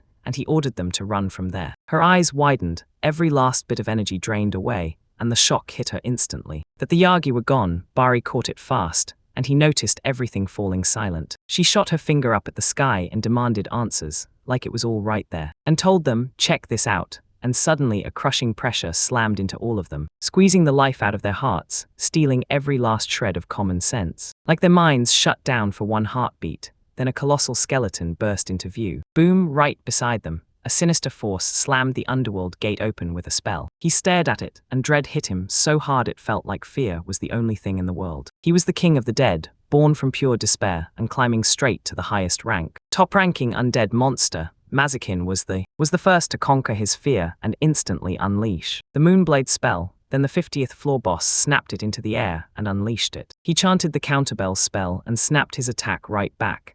Then he stared at it, jaw tight, like he couldn't believe what he'd just done. He wore a grim face and said it meant he could finally sit with everything and reflect. He hurled up a shield that stopped every magical blast, then his spell rocketed off into the next moment. The attack slammed into the ceiling, and that impact was the cue. The battle was officially on. They snapped back to their senses fast, then threw their weapons up and snapped into fighting stances, and Yueka bellowed that Minor 1 and 2 You should handle the skeletons, and keep the final one tucked away in reserve. Booyah 1 through 7, charge into the dark and push straight to the king. The protagonist yanked an item from his backpack and shouted, "Mazikun," and told him to use those mana potions, so he grabbed them fast, latched them onto his. He adjusted his belt and flashed a small grin like, yeah, he was about to get dragged into that with everyone else. After all that, curiosity snapped into him, so he called the Black Princess and swore he'd go in swinging with his magic. Magic stepped in and begged for the Minotaur's support, and she snapped, "Sure," then pointed toward G and said, "Right there, from 1 to 4, those numbers stay on standby, hold your position and wait there. And darling, she stays right behind." He nodded, told them to stay sharp and careful, and she fired forward without hesitation, right into the moment. She shoved forward and shouted Nuka, Barry and Nasuke's names after her, sprinting past the Minotaurs just as they were. They tore into skeletons and sprinted straight for the boss, then he slammed open the gate. She slammed the underworld gate's spell again, ripping the skeletons back into existence, and when she saw it happen, she shouted for Nisagate, and commanded her to handle it, and together they crushed the crew. A pack of skeletons kept charging forward, shattering every barrier in their path. The king of the dead slammed his hands together, and slammed the funeral prayer spell down in front of them. He let loose a brutal shockwave, and it forced them to cover. They clapped their hands over their ears, frozen in place, unable to move. The boss started turning the drains into his weapon. Spell Mazakin's stomach dropped, because this had him genuinely panicked. Then he blared, shouting that this was absolutely, terribly wrong. Terrible, this wasn't just violence, it was an assault on the very soul. If it landed on them, their very souls would die on the spot. They've got to dodge, barely anyone misses as that attack tears past them. As the monster attacks, the dark energy it unleashes gets wiped out, gone in an instant. Disappearing into thin air, Yuhiko blared, Bari, like he meant to shake the whole world awake. And he shouted that the enemy was lurking right behind her. She gasped at that opening and lunged in with her dagger, right as the skeleton snapped her attack in its tracks with its teeth, and then clamped down on her head. She blurted out to Sarah right away, and commanded her to follow orders. The salamander shot up toward her, demanding her help. He lunged at her and blasted the monster to ash with fire. We thanked the princess, then told her, "You've got this, use the psalm." Alamander, just like she did back with the Ovians, she nodded and commanded them to follow her every order, then spun around and let out her. He shouted that they had to cut off one of the king's hands, and now they needed to hit him exactly there. Everyone nodded in seconds, and MC stared at it like, Wait, so the funeral prayer and the wither are connected. Mash both attacks together and you're in real danger, especially if they hadn't opened up from long range. They might have been wiped out by this attack too, destroying every Bitchorn, and even if they clawed their way close to him, he's blasting himself free with an endless swarm of skeletons he summons. Like, if only they could spot a crack in his defenses. With his defense on the line, Nuku shot forward, serious as stone, swung his weapon hard and unleashed the throw skill. The King of the Dead rang the Cotter Bell spell, and when he caught the moment, surprise flashed across his face as he realized he could reflect more than just magic. Logic, but also physical attacks. Yuyika shouted that maybe he just can't reflect everything at the right. Then they don't stop. They hit again and again, unleashing non-stop attacks. All right, he nodded, summoned the shot skill, and Bari blasted up behind the boss like a rocket. She blared to the salamander that he'd better get ready to unleash the fire cannon. They slammed in from every direction at once, hitting all sides in the same breath. He ran out of time, then slammed him before he could even use his spell. The boss let out a blood-curdling scream as agony tore through him. Pain slammed into her, and she shouted for Nisegate to use it. He slammed an explosion into his own hand, and didn't stop there. The boss snapped his name, told him he was familiar, and demanded he obey. Obey him, he dropped to his knees, frozen stiff, and she snapped, calling out to him with a confused frown. They pressed, "What's wrong with you?" He should. He snapped up and charged the king. He'd thrown his sword, and he wasn't backing down. He slammed his sword into the ground and grabbed her by the throat, right after she did. She had no idea. Everyone around her was panicking, like something terrible was about to happen. Worry gnawed at her, so she blurted out to him, then demanded, straight up. She demanded he let her go, and then she snapped, "Stop," again. He demanded answers, screaming why he wasn't obeying anymore. He snapped into Worry, staring at it like a storm was coming, and wondered if the king could even handle it. Could fully take control of the skeleton knights, too. Then she snapped, calling out to the Bio 7 and barking orders to them. The thing lunged toward him, and the slime tore across the ground at top speed, coming straight for him. He grabbed him, clamped down, and then, just like that, he let her go. She sucked in a shaky breath after everything that just went down and said, they'd already bled away some of their fighting power, and that's when the bad luck hit hard. It was coming whether anyone liked it or not. She called Buyo from 1 to 6 and told them point blank they had to keep going. Hinyu surged through the darkness, wrapping the king in their tentacles and freezing him in place. Then the spell gate snapped open, and he slipped straight into the underworld. And in a sharp, dissatisfied tone, she snapped that he'd even called up more. Skeletons kept pouring in with no end in sight, and the King of the Dead was seconds away from unleashing his spell. Bari threw himself in for the attack, interrupting him, and yelled at the salamander to strike him with magic. Yeah, that's the plan, until the boss whips out magic instead and attacks first. He whipped her with his tail, then slammed her into the ground with brutal force. They were freaking out about it, and she hit them with a call, right then. He summoned the monsters and barked orders for them to guard the skeletons. He kept summoning skeletons, and Mazekin made. He slammed down a magic circle beneath that monster and started using the high explosive cannon spell. He unleashed a brutal blast of energy, and when the dust finally settled, he gasped in praise that he somehow managed to dodge. He's insanely agile for someone his size. Wow, right. Either way, it looks like he didn't walk away unscathed. The limace and the king's spine cracked just enough to hurt, so he channeled a funeral prayer spell to finish it. She snapped with worry and blurted a loud warning to the others about another. Another wave crashed in, and the protagonist watched it unfold and he thought the fight would never end. Then, right when it felt hopeless, an idea struck him. Their usual tricks wouldn't stand a chance here. Eriko blared that they had to get rid of his, right now. She launched at the skeletons with everything she had, right after he first showed his hands. Figures barreling toward them shouted to Nuka, and he bolted, cutting the sentence off mid-run. He finally understood her, and he swore he wouldn't let him get away with it. Bari dove behind him, daring him to cast just one spell. Behind him again, he blared it out loud, claiming he was drawn to her. She slammed a spell circle onto the ground and barked out her command, like magic had a heartbeat. I shoved the salamander into Matt's hands to use it. He muttered the magic, and then he went straight for it. She slammed the spell down, only for the limousine to come barreling in anyway. King slammed the Swamp of Darkness spell into place. A glowing magic circle erupted beneath her feet. Her skeletons, she clocked it instantly and snapped, told them they had to bolt from that magic circle before it locked them in. The circle snapped shut, everyone scrambled to slip through, but one of them didn't catch the last second, and MC felt the spell slam into him. Now he's finally noticing. And he realized, too late, he'd been swallowed whole by that quagmire. She just sat there calm as anything, and thought it was absolutely awesome and somehow all three of them pulled it off. Then the boss slammed a drain spell, and she blared, commanding G4 with a forceful shout and demanding his obedience. He dared to let him hit him with the blizzard spell, anything to stop what was coming. The skeleton did exactly that. He pulled it off, and then the bear. From far across the distance, Bari snatched a salamander in her hands.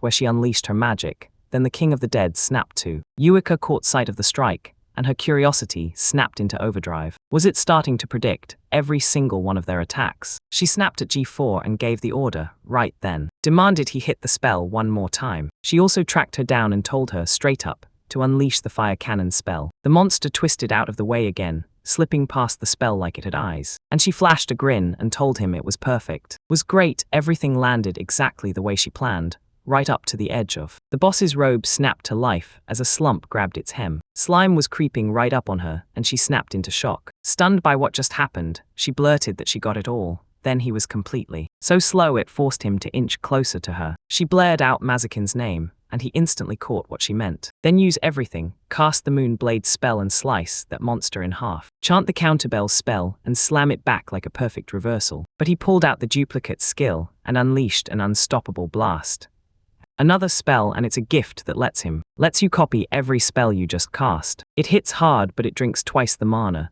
Then his strike lands, and he slices off 2 monster. They were over the moon about everything that just happened. And he chugged a mana potion, then demanded, only 2 arms, right? That's the kind of not so bad I can live with. Ro watched from behind cover. He figured there was no way he could pull off counterbell twice in such a short time. He finally clocked it, and before anyone could react, he pounced. Because the advantage was his now, right as the twilight started to swallow everything. With a light sword at his side, the slime man's gift for physical resistance made his grip brutally hard to break. Yuika barked at Menoran 3 to press forward, roaring that they had to keep the offensive going. Offensive, the boss ripped out a drain spell, and he stared from a distance and figured it wasn't a straight-up attack, it was something far sneakier. She blared G1 and 3's names at the top of her lungs. He counted to 3, then commanded them to guard her with their lives. Nuku and her ducked behind the monsters, trembling as the attack closed in. She attacked and only landed hits on them, eyes locked on target with a serious, unshakable expression. She ordered him to grab the sledgehammer and hit the plan, treat them like shields and nothing more. Good thing Menoran 3 didn't get hurt. Now he has to smash the monster's right arms to pieces. The Minotaur charged at him, and he clapped right back. He clenched his hands and unleashed the funeral prayer spell. Magical energy slammed into the monster like a bolt from the heavens. Ripping into its body, it left a trail of brutal wounds everywhere. He sprinted in and tore forward with his axe swing. But the boss snapped a drain spell into place and slammed it into its head like a knockout. Yueka roared out loud, barking an order and demanding that it lunges for its right arm, and its eyes light up with savage intent. And it tensed every muscle, building for the final strike. Then the Minotaur ripped off its own arm to cut them off. It swung in like a trap and latched onto its head, and ripped it free. Bari's eyes went wide in pure shock. Then he burst out that the Minotaur was finally dead. Yueka nodded calmly and said it was a brutal loss, but they still needed another arm. The protagonist stared at it with a face set in stone, like something huge was about to hit, and realized her monsters didn't flinch, no matter how brutal the enemies' attacks got. They couldn't disobey or back away, only press forward and tear into them, while the king of the dead wielded She slammed the gate to the underworld spell into action, and right away it started regrowing its arm, while she blared the next warning at the top of her lungs. He barked at G4 and demanded it freeze that arm. Then it obeyed instantly. Then Mazakin unleashed the Earth and Fortress spell, and boom, he forged a massive. An ice cliff loomed behind him, blocking every route to escape. Nuku saw the opening and lunged at it. This was his moment to strike. And he unleashes the throw skill straight at his opponent's arm. One hit, and that arm starts. The stone cracked, and without a second to waste, Bari snatched her daggers and lunged straight at that monster. Monster roared back, promising he'd tear this monster apart. She unleashed the gift of edge, one swipe, and the blade sliced clean through anything it touched. She hacked off the 4th arm and took down the mom, who was already wrecked beyond repair. Monster unleashed the Swamp of Darkness spell, and the dark swallowed everything. He carved a magic circle under Yueka, and the second it formed, she leapt back. He spun around and bellowed, commanding Gi4 to flee. He bolted away from there, but no matter what he did, he just couldn't, and got swallowed whole by a storm of black magic energy. Nuke stared down the monster and blared out to the mistress, loud enough to shake the air. And he blurted that the slime man was in the underdrain. MC noticed this, and realized that almost every monster had already been wiped out. Yuka fired off her leap skill, and rocketed upward like a bolt, blasting through the air at insane speed. It's a power-up gift that supercharges your strength for this fight, just for a short, explosive window. This fight turns on split-second timing, so tell me, can her sword land the strike before everything slips away? Attack first and go for the king's hand, right at the last second. A sly smile flashed across her face. She drove her sword straight into the king of the dead's eye socket. Right before he even got his magic out, she flashed a phantom needle and struck first. A needle gift landed and halted him dead in his tracks. She yanked her sword up and snapped. From now on, your name is. Litz hit the ground and snapped. The ruler of the Shadow Realm will obey me. She finally hooked him. Nuku swore it was the boss of the 50th floor, and now that she's got him, the picture finally comes into view. It looked downright terrifying. Yueka nodded, and told him that for him, they'd racked up a total of 26 monsters. Only Niske, Buyo and Sara are left, and she's desperate to multiply their ranks. But first, they've got to rest, because she'll slap a line of guys on guard duty and keep watch. Darling had better start brewing those potions. He nodded and agreed, then dropped his gaze like he was already defeated. She blurts out, is the floor moving? And everyone freezes in shock. Then she shouts again, are they enemies again? Then Bari shot Rose a stunned look and blurted, why is the floor shaking so hard? Rose answered, it feels like the ground is shifting under us. A weird anomaly that only strikes once every few years. Then the floor suddenly crumbled right beneath their feet. And a panicked Eureka shouted that this would finally tear them apart. They had to stay right on top of each other, because the moment he and Bari started to tumble, everything went tumbling too. And she burst out, calling the princess with a voice full of worry. He was seconds away from dialing her number when she clocked it, and blurted out first. He shouted at them right as he reached for the gift, and swore he would. To save them, then the earth between them suddenly shot up, rising to separate them, and suddenly they realize what the past has been hiding. The passage was shutting down, and she couldn't stop shaking with worry about what waited next. He leaned in and shouted at the two of them right away. Right then her eyes fluttered, and she crashed into unconsciousness, and he felt like she was slipping right back into the same dream again. When life turns brutal, she always closes her eyes and dreams of the squad she used to have, back when things were different, which got shattered, and right when everything went dark, Yuika was the one who stepped in and saved her. If they just leave the labyrinths like this, every soul in the world will get infected by magic and collapse, so if they want to stop the end, they have to smash every dungeon and clear them all. When she pitched that ridiculous plan, her eyes lit up like they were blazing brighter than everyone in the room. In this world, she craved eyes that could glow just as dazzlingly, and she vowed she wouldn't leave her side for a single second. Stay glued to her side longer than anyone, and help her more than anyone ever could, because the princess was the only one who ever handed her hope, her light itself. She snapped back to reality, and the protagonist called out to her, saying, she finally cracked her eyes open, then slapped her hand over them instantly. He grabbed her attention and yelled at him to shut off that lamp, right now, so she shot upright and snapped, are you trying to burn me or what? He glanced around and said, this looks like it was carved out after collapse, straight through. A straight, branchless road, no arenas, no monsters nearby, and she tied her hair like she was about to step into something way bigger. And with a grim, serious look, she told them the princess had to be nearby, so they needed to find her. He stared at her and warned that moving anywhere without thinking was asking for trouble, and she tried to argue back. But he told her to stop and really think about the way they got ripped apart. Eureka and the rest were probably right together. Beside them stood a skeleton knight too, and yeah, he was. He was just standing there doing nothing, and that silence was the smoking gun. Her phantom needle was still alive and firing.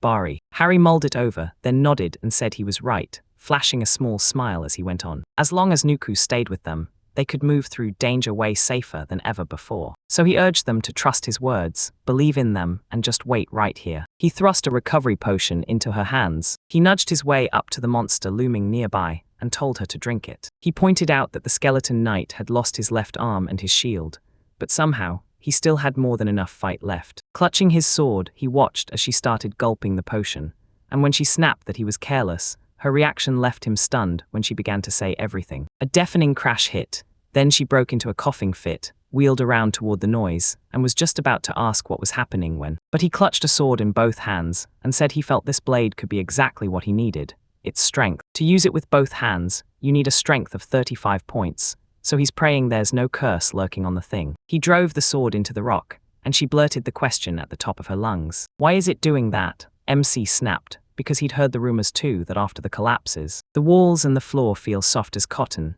and they can't use it yet because it crumbles the second they touch it. However, once it hardens, this spot will save them if trouble hits. He motioned her to sit, then pressed, we've got to talk tactics, because even if it's only temporary, we're still on the same side, and then the monsters show. If they want to survive when the time comes, they're going to have to fight, so now it's all about trading numbers and choosing gifts. He's a level 7 adventurer, built like a heavy warrior, and his gift is stamina recovery. 4th class, she blinked in surprise and shot back. Wait, the top spot is 3rd. Then, after hearing it from adventurers and the Galactica Guild Church, he nodded and agreed. He begged her to keep it secret, saying he'd never told anyone before, and she knows the whole deal about choosing between a gift or a stat boost when you level up, except for level 1, where he only got stamina recovery. He pumped strength for every single level up, and that's why he's sitting at 31 strength points right now, because just from that alone, he's already in the fight with high-level adventurers. She slapped her own cheeks, glaring like the world had insulted her, and snapped, "What an idiot," because she had to get herself together. She was level 11 and then he called. He called her and demanded she spill what she could do too, because this whole plan is about surviving and finally getting back to Utica, and she was still hesitating. With a grimace on his face, he muttered, like he hated the answer, that there was nothing they could do. He told her straight up, if they got hit by 5 monsters at the same time, they'd never make it, but then he grinned and said he had a plan to pull it off. He tells her to cast Wind Dance on his arms, instant support magic that rockets his strength, no questions if she boosts his arm's strength, he'll finally swing that broadsword like it was made for him. Bari asked, but his strength is only 31, so with a broadsword requirement of 35, right? And if he can't fully hit that number, he'll be wiped out almost instantly. She remembered his gift, and when he said he was taking the tank role, she knew she had to. Stay right on his tail and strike the second you spot her opening. He trusts her with his life. She's thrown off at first, but then she nods, agrees. So they read it and asked anyway, fine, let it play out then. Right, it works both ways, and they heard it. She caught a few strange sounds, asked what was going on, and yeah, it took a little while, didn't it? Minotaurs aren't supposed to stand in your way, but this one did, and Ro stared down the monster, then blurted out, "Hey, was it only me, or did he look straight up furious?"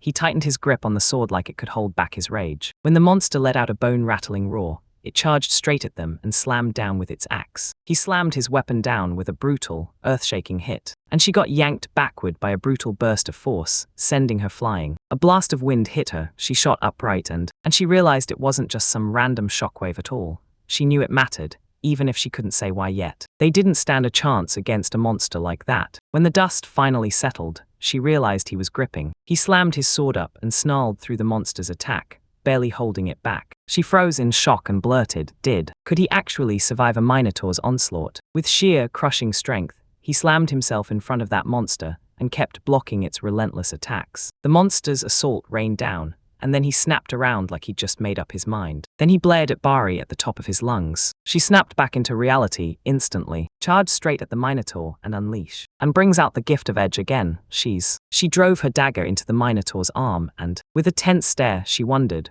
was that the full damage her strike left behind? How insane was her strength? The protagonist called her over and told her she had done brilliantly. She nodded and swore she'd strike in the exact same spot. She agreed, and he kept standing his ground, swallowing every single one of the Minotaur's attacks. She held her breath for the perfect opening, then lunged, right as the moment hit toward the. She charged straight at the monster, and slashed again with her dagger. She unleashed her gift, and right after that, she dodged aside. She paused and thought, oh yeah, this time the cuts are going even deeper. Then she sprang forward, leapt behind him, and slowly, bit by bit, their teamwork finally started clicking. With every second that tore by, the Minotaur fight stopped being a brawl, and turned into a brutal war of endurance. The monster ripped the silence apart with a thunderous, rage-filled roar, and Bari swore it looked like the whole thing snapped and started losing its mind. Minotaur started swinging in even harder, driving his attack forward with his. He swung his axe, slammed it away, and somehow ended up putting that thing on. Warned her about the danger, because the threat was no joke, packed with overwhelming power. With a thunderous strike, his sword's blade finally starts to carve through the chaos. Cracks started creeping in, and panic hit her hard. She sprinted straight to him. She shoved the thought into his mind. He needed help, and she went for it right away. She tried to strike back with her gift, then the monster. The monster shoved her aside with brute muscle, and kept slamming himself in front of her, blocking every step she tried to take. She watched the Minotaur's attacks smash down one after another, eyes wide in disbelief, thinking,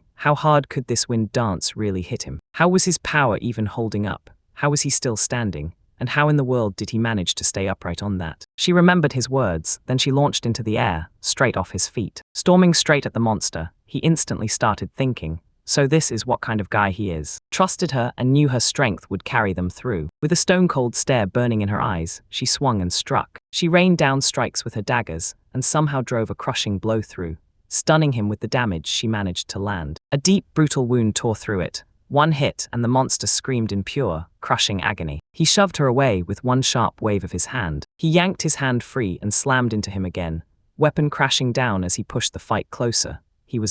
Right when he was about to swing his axe again, those brutal wounds caught up to him and he snapped to a stop and crumpled to the ground. Then she just stared, totally lost. He shut that down cold and demanded to know if the Minotaur ever ran out of stamina, and she let out a shaky breath, relieved. When she finally clocked what happened, a burst of joy lit up her face as she beamed.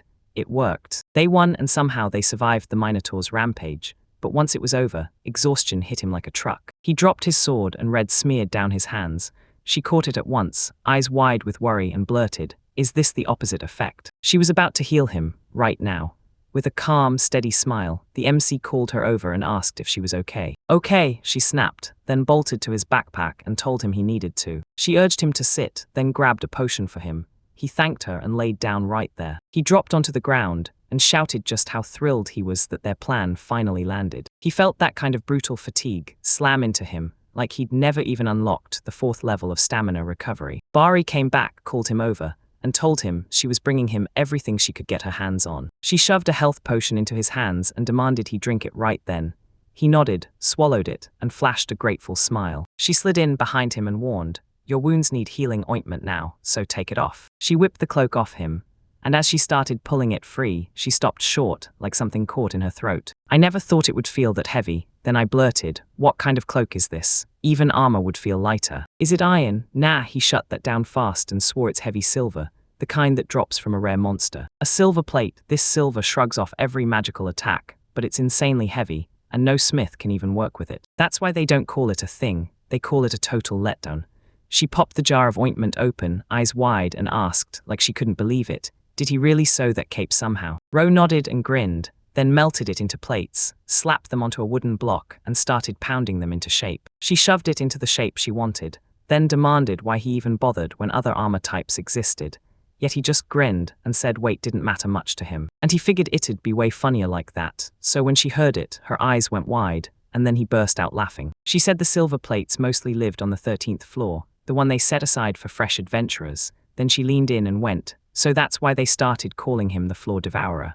He'd totally forgotten all of that, and he said that the Adventurers Guild handed him a quest to wipe out an owlbear, so he started dropping down straight to the 13th floor. He'd been here before, and in his head, the owlbear was always the roaming floor boss. In that dungeon, he'd already cut down countless fresh adventurers, yet every time someone killed him, he'd come back after half a month, so fear just didn't stick. Back then, he was only a middling adventurer, but he hunted the owlbear again, and 3 years later, he finally tracked down a respawn point. He slammed one passage shut, rerouted the magical torrent, and wiped the monster out for good. So the cursed 13th floor, the one everyone swore would get you killed, finally opened its doors to beginner adventurers. She snapped back to the earlier moment, shocked, and then blurted, "Wait, don't you have a terrible reputation at that bar?" With a carefree grin, he said that while he was tracking an owlbear, he stumbled straight into a pile of silver discs by accident. So he figured, why not hunt them too? He even understood why they thought he'd claimed them. He claimed every single floor like it was his personal kingdom. So she stared at him, totally baffled, and asked, "So what about telling everyone else the miner?" The Minotaur couldn't slam him away, because his body was pinned right there under the crushing weight of his. He fiddled with his cloak and his broadsword. Yeah, and a buddy of his had once chewed him out for even thinking it. He finally managed to find the words. And this was the first time the moment had ever opened up like that. When she heard what he said, confusion crashed over her. Herd grinned and told her he was even stranger than she'd ever dared to imagine. Imagined, the protagonist grinned, then leaned in and asked him. He asked if adventurers were all like that, and she burst into laughter, then confirmed, yep, that's exactly how they are. After they finally took down the Minotaur together, their teamwork clicked, and that's when they started to really get along with. Well, that spontaneous chat started off so smoothly, but it didn't last for long. Bari perked up at a sound and swore it was the chime that meant the time of fear and wishes. So he grabbed his gear and told everyone to pack up camp, right now, before the ring swallowed the moment. That blaring ring was coming from the exact spot where the Minotaur had burst out. It was a supporting air magic that could beam the sound from one exact spot straight to where it needed to be. She spotted a monster soaring overhead and blared a warning, shouting that it was a stone gargle.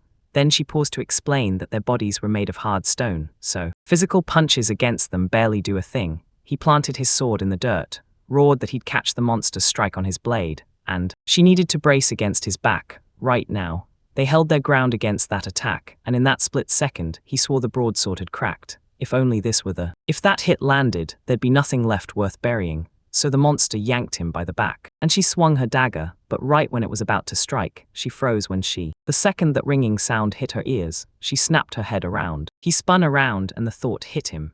There was no way they could barely survive just one gargle. But then a new one showed up, so fast she wouldn't even get a chance to cast the spell. She blurted his name at the top of her lungs and warned him to be careful. Careful, then the monster slammed into her at full speed. She shot forward at full speed, then tore several meters to the side like something invisible yanked her. Then the MC's worry hit him hard as he noticed the side and couldn't stop thinking about. He blared her name at the top of his lungs, calling out to her. He blurted out, "Are you okay?" and demanded to know right then. She stayed silent, and he tightened his grip on the sword like it could keep him from snapping. It fought back and he wrestled it in, yanking with all his strength just to get it pulled in. He shoved it up from the ground and rammed it straight through the gargle. He slung the oil off to the side and spun around, locked in on what came next. His face tightened as he slammed the idea into his head. Get Bari out of there ASAP. Could still happen because that escaped gargle might come back any second. She called after him and told him the wishing Furan. Then it started ringing again, loud, relentless, coming from all over, both to the right and the left. He stared at both sides, snapped to the truth and told her, "You need to. She needs to disappear into the cave, right now." And he stands there, blocking her way. He grabbed her at the cave entrance and told her to cast Wind Dance on his hands, right there, just like that. She needs to keep casting it non-stop so the spell won't fade, while he clenched his teeth, braced in pure tension. As the real tragedy finally started to unravel, 2 full days had already slipped by since the collapse. Collapse hit and Yuika and the others finally admitted the truth. They'd been hunting their missing comrades this whole time, but their bodies were barely holding them upright, and their anxiety kept ballooning faster and faster, because the crew was being led by Nuku, the one with the gift of detection. With a tense look on his face, he figured it out. Detection zeroed in on monsters through the magical currents they leaked, like a trail only he could read. He knew it wouldn't help him track down his lost friends, because right behind him, a chilling energy crawled up his spine, wrapped in a mocking aura. For 2 days, they couldn't dig up a single clue, and the Black Princess and the esteemed Mazakan were starting to run out of patience fast. How was he supposed to tell them his gift never chased anyone at the fork? He pointed them right and pushed forward, sure that if this kept going, exhaustion and hunger would grind them down until they were utterly wiped out. He let out a heavy sigh and mumbled that they had to track down the luggage right now, and when Yueka heard him, she immediately asked if the dear fellow was okay himself. All right, don't stress. If she got it right, he shot that idea down and even admitted that if they tracked down the luggage, they still couldn't reach the surface unless the Sherpa came with them. And yeah, he'd be begging for him safe and sound. Mozzie let out a laugh and by the way, would they also shove the girl into the... As the music swelled in the background, Nuku's nerves snapped tighter than ever. And because of all that, he shut the idea down hard, then flat out denied it and said, "He told me that he and Bari had fought side by side for years, and yeah, he'd do anything to make sure she was safe too." They pushed ahead, but he slammed the brakes and regretted every word the second it left his mouth. He flinched like a scared animal the second Litz slapped his shoulder. He spun around and with a worried glint in his eyes, stared at that monster like, what the heck is going on? She called him and asked, "Why are you stuck there?" Like she was determined to snap him out of it, because he was supposed to guide them through. He nodded then warned, "Get ready, monsters are up ahead, and there are about 3 of them." Then a Cerberus burst out in front of them, barking to warn them about it, and Yueka's voice turned deadly serious as he called out to the King of the Dead and commanded them. He went straight for the trap, pushing them to strike, then vanished into the swamp of... A shadow dark spell still hung in the air, and then he blurted out a real apology. And he claimed there was only one 3-headed Cerberus left in the world. She told me he never messes up like that, so when it happened, it felt seriously wrong.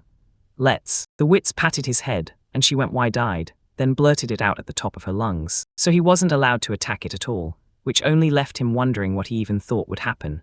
And then Mazakan dropped the bombshell. This monster didn't fight back at all, it just decided to sympathize with their friend. She froze, thought it over, and then apologized, admitting she'd been way too harsh on him. He admitted his guilt too, then Nuku told them not to worry. He let out a tear and realized, somehow, This monster actually understood the messy, tangled depths of human relationships. With a heavy heart, she trudged ahead, her face etched with sorrow as she started to think that they'd twisted through labyrinth after labyrinth until the count slipped away from her mind, and she'd never, ever felt a search this soaked in pure, crushing hopelessness. She'd stuck with Bari for years and years, always by her side, like a younger sister who refuses to step even 1 inch away from her older sister, because deep down, she just needed her to be okay. But as adventurers, they had to brace for the terrifying chance of getting ripped apart the very next moment.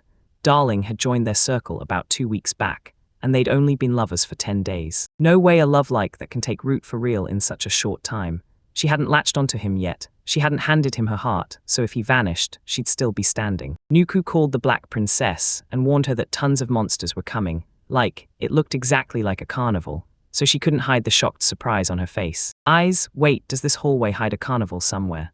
She couldn't shake the feeling, and worry crept into her voice as she asked. Look, were they really here? She and Mozukin both bolted forward, her heart hammering, terrified she might actually uncover the truth. Maybe those monsters didn't come by accident. They were drawn in by the smell of human, and that's what lured them straight to that place. Corpses everywhere, and then they stumble on crowned lizard men. With that tense stare burning into him, she realized the advent. In Sherpa, stripped of a crew, the adventure turned into a death sentence with no road left to survive. He marched up to the princess and demanded to speak with her, right there, right then. He ducked out of the way and launched the Moonblade spell. She burst into tears the moment it hit her, and she couldn't stand the thought that if her darling ever died, she'd lose everything she loved, right down to her own will to live. She couldn't stomach it, there was no way she could handle that. He leaned in and warned the princess again. She had to. She needs to move left and unleash the unstoppable soul killer spell. She snapped aside in a flash and drew her. She gripped her sword and believed she had enough power to. He snapped out of the loop of thinking about his own death. Then she came slamming. She shoved herself forward with full momentum, and all she could think was that he was a top-tier Sherpa, right there for the climb. So he has to figure out how to stall for real. Alive, a fanny-eared head monster lunged at her the second she showed up and started attacking with its tongue. She clenched her teeth through the tension, then fired off her skill and sped up like lightning. She figured this was the moment the tears finally had to shut off. She just wanted to. He desperately needed to believe he was still alive. He can blast the monster lurking behind her with his magic. And she kept sprinting ahead, using the fact she'd been. The gift phantom needle locked onto the bighorn monster. He leapt down to the ground, planted his feet and declared, "My name is Nekusak." And she believed he needed to fight the rest of the monsters too, so she kept sprinting. And in the middle of it all, she started thinking that she couldn't stop thinking about seeing him again. And there he was, MC standing right by the cage. He tore into that cave in a terrible state, and, with terror choking her, she shut her eyes and blurted out to him. Yuka scrutinized the thing, grimacing like, "What's the deal with this useless sword?" That blade didn't even look like a sword anymore. Its leather cape was soaked in soot and ripped to shreds. Smoldering fire marks, crackling lightning streaks, and razor-cold ice traces covered it. What kind of monsters came for him? The worst kind, an empty, unseen stare that swallowed everything. His clothes were drenched in blood until it turned a dark crimson, and he was barely hanging on, nearly unconscious. But he still stood his ground. She broke down in tears, convinced that since they'd only known each other for a short time, she would. Would that really be enough, even if she never laid eyes on him again? What a load of nonsense, no matter how long it took, even those 10 days they spent together as lovers. They met with staggering closeness, so intense it felt unreal. Then she slipped right up to him, breathed "darling," and convinced herself her heart already belonged to him. She yanked him into a hug, called after him again and declared, "You're done fighting me. I'm the one you no longer need to face." He rasped out her name through the pain and told her with shaking urgency that Bari was trapped inside this cave, only for her sentence to break off. She's fractured and running on empty with her magic. She needs urgent treatment right now. Mazigan burst into the cave, shouting, "I can't believe it, no more monsters." She had to quit using magic, then slipped into stillness with her eyes shut and whispered, "Dad," and Nuku sprinted straight over to them. Eureka blinked in confusion, then called for help. When they said they needed first aid, Litz snapped into action, ordered everyone to lock down the perimeter. Ro leaned in and asked, "Is there anything we can do to stop the bleeding?" Then he shut his eyes and prayed that everyone had made it. She survived, then tears streamed as she pressed a rag to his face, begging him to let them bandage the wounds and crawl back up to the surface together. All right, just 2 days after the Twilight Sword came back up to the surface. A hero's hospital sits right by the entrance to the labyrinth, ready for whatever horrors crawl out. They shoved him into a tiny ward for the important cases, right on the top floor, and he let out a shaky sigh, because he was grateful they'd even taken him in. but that kind of luxury felt like a nightmare you couldn't wake up from. The place was stacked with a whole bathtub of undiluted magic potions, mountains of hemostatic mixtures, and high-grade healing magic in insane amounts, like they were fully ready to bring the dead back to life. Earlier, he stormed into the doctor's office claiming he was perfectly healthy and demanding discharge, fiddled with his glasses, and refused the doctor outright, then said the Twilight Sword had ordered him to heal. He struck until not a single scratch was left, then stewed on one plan. If Yueka showed up tomorrow, he'd beg her for help. He rushed to help with the discharge, then a sharp knock hit his door. He figured it was. The doctor finally nodded, and he waved her in, so she pushed the door open and stepped inside. He greeted Darling and told her she'd come by to see him, so he leaned in and asked, "Can she come in?" He called her and basically told her she didn't even have to ask about it, but when he saw her step in wearing a snow-white dress, he couldn't help but blurt out. She said she never usually dresses like that. Bari picked it out for dinner parties, and places like that just aren't her thing, but today she finally wore it for the very first time. The first time, so tell me, what does he think? He asked with a grin, and then he said that. That's when it hit her, she was completely irresistible, and she couldn't help but grin at hearing it. She plopped down beside him, and the protagonist blurted that she barely managed to sleep during the last drop, so when they finally got back, did she at least catch some rest? She smiled and nodded, saying she'd been out cold for a minute. After a day and a half, she finally woke up. At lunch, she rushed over to check on Bari, and he looked a little worried as he told her the hospital they sent her to specializes in bone fractures. "How's she doing? Is she okay?" She flashed a smile and said she wasn't worried one bit, but Mazikun, he was freaking out like his nerves were on fire. She told her how he kept his cool, then barked at her to rush into that cave for shelter. She's overflowing with gratitude because he just saved her life. And once she finally got her breath back, she tried to apologize for. Will he actually swallow his pride and accept her apology? He agreed, and she lit up about it, but then one thought struck her. Something was still coming. She spun away fast, then mumbled something so quietly it barely scraped the air. And the moment he clocked it, he blurted her name like it hit him in the chest. She spun toward him and he blurted, "What's wrong with you?" She was sweating buckets, but she still worked up the courage to ask if she could scale up there like it was nothing, and he just couldn't wrap his head around how, but still agreed to it, and after that she flopped onto the bed beside him, pulled the covers up tight, and hid right there. With a blanket, he stared at her, and in that moment he realized it was if it was expensive, it would wrinkle the second it even breathed. Eureka, blushing hard, asked him, "So, how are you feeling exactly?" He swore she smelled like fresh flowers, like they were blooming right into the air. He suddenly started to panic, and he blurted out that he felt stronger than ever, so ready, he'd take down even a minotaur barehanded. So he decided he'd ask to be discharged tomorrow. Then he saw her drop her head and call her name. She admitted that the moment she became an adventurer, she'd never felt fear like that before. Right after the collapse tore them apart, they kept drifting through the silence, until the exact moment they finally collided again. For one terrifying second, her heart froze in pure, paralyzing fear. Her mind churned up one excuse after another, just to justify leaving them behind. It hurt so bad she'd rather tear her own heart out, just to finally feel nothing. But the second she spotted that passage crawling with monsters, her mind instantly started imagined finding their corpses. Her darling trusted her completely, never once doubting her, and still, she even went so far as to think. She couldn't stop thinking about what would happen if there were no survivors, because this was her, the one who should have trusted him like nobody else. She begged for forgiveness, and he couldn't shake the feeling that she was the type to cling to her principles, sticking to the law no matter what. That's the last piece, so her spirit stays unshakable, pure as the night sky. He pulled her into a tight hug and swore he can't recognize love that follows blindly. She can act like a storm isn't raging inside her head, then flip every single mess into her own win. That's exactly what makes her so amazing. Sure, logic has its say, but the heart wants what it wants. He trusted her, and deep down he knows she trusted him right back. So she's still amazing, and he's still loving her just like that. She felt it hit her heart, like everything leaned in closer just for her. She closed the distance, murmured "darling" to him, and pressed a kiss to his lips. They kept kissing for a while, and then he started to. A jolt of nerves hit him, and he couldn't shake the feeling that things were about to get really bad. He couldn't even figure out how to shake off the stress, because all he saw was nothing. No buttons or knots anywhere. Maybe it was tucked under something. Under the frills, Yuka slipped her touch to his lips and whispered, "Say it." He said that in moments like this, you're allowed to act like a mischievous kitten. She pressed her head against his face and rubbed, daring him to laugh. and he couldn't help thinking she was just like a little kitten. His face went beet red with embarrassment. She cooed, "Darling," and confessed that's exactly why she'd asked him to go easy on her. She caught herself mimicking a cat's moves, and then she started. "I figured she should corner Tay and get the truth straight from him." Someday, the very next morning, they jolted awake in the same bed. And MC greeted her with a bright smile, but the moment she did it, embarrassment flooded her face. Yet she still shot back the same kind gesture. Later, as they headed down the street, she blurted out, half in a panic, half in embarrassment, whether pretending to be a kitten really was. "Not really, so why didn't he spill the truth yesterday?"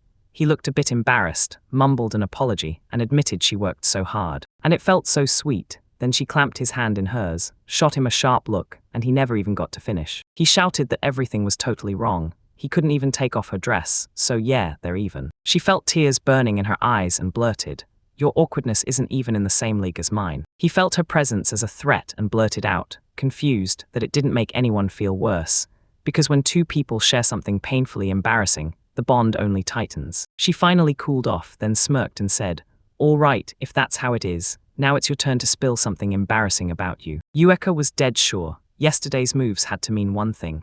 That dress she almost never wore, that perfume on her skin, and the way they ended up sharing a bed. Against all odds, they somehow clung onto life through the first and second descents, somehow. There was zero guarantee the next third descent would go smooth, and she refused to let her love for him turn into nothing but regret. Regrets, when they finally tracked them down, she let out a shaky breath of relief, until she laid eyes on what felt like an unbreakable. With that adventurous fire burning inside him, he fell in love all over again, like his heart just got struck by lightning. Darling's got a family he'll fight for no matter what. And while he's doing that, she's got one terrifying job, wiping out dungeons. They can't trade away what matters most for love alone, but she squeezes that hand and refuses to let go, not yet. Rose snapped that the relative's house was just around the corner, where they were keeping an eye on Mari, and Iwika opened her mouth to say S. She said something, but then she spotted her crying, so she sprinted over, grabbed her attention, and shouted her name at the top of her lungs. She rang her sister and blurted, "Is this the picture book I gave you? Wait, what happened?" She sobbed through it, eyes full of heartbreak, and started begging him to forgive her. She pulled her into a tight hug and told her, "You don't need to apologize, this isn't your fault." Mitch and Colin stormed outside and started picking on someone. They bullied her, then the second they spotted him, they bolted back like they'd been burned. She shot them a look so cold it could have frozen the room. Mari kept cutting in as she asked, "Wait, were you the two who did this?" And the moment she said it, her words came out in a rush, almost like she couldn't stop. She cried, nodded, and said she'd just sit in the corner and read. Then they snatched the book right out of her hands. Morale ripped the door open. She shoved the door open and demanded, "So, have you finally returned?" And then her words cut off mid-sentence. She shot her hand out and said with a grin that she'd already been dying to know what all the fuss was about. It's S. Taking kids at their word was just asking for trouble. Who knows what really went down there? Or maybe he was fired up to go head-to-head with her. He dumped the coins from the bag, swore he didn't do it, and snapped that everyone saw her kids tormenting his sister while she bawled her eyes out. He shoved the money into her hands and begged her to make them stop, once and for all. She just huffed, then slammed the door right in his face. She looked ready to snap. Then he cut in fast and promised they'd talk about it the moment they got back. He greeted Mari with a small grin and told her it was time to head home. Home when they finally stumbled back. Yuika blared Darling's name at the top of his lungs, screaming it loud and clear. They told him not to quit so fast, but why did he just let them walk away? Where's the demand for compensation? The shock hit hard, then he begged her to breathe, snapped that the pages were filthy and said, "For now." He scrubbed the cover clean, then hauled it to a specialist to get it glued back together. Tears shimmered in her eyes as she smiled through the emotion, begging, "Tell me, will this really help me?" Help, he agreed on the spot, and swore they'd head out tomorrow for this. She asked if he always dragged those people into caring for her, and he nodded fast, saying Mura was the only family he had. She asked whether the money he'd handed over would finally be enough to get a proper kindergarten for her. So, yeah, wouldn't that be better for her, right? Right, he said, yeah, but in our city, nothing like that exists. Then he squeezed his sister in a tight hug and started telling the kids ripped from families have two brutal fates, starve to death or crawl into the black market.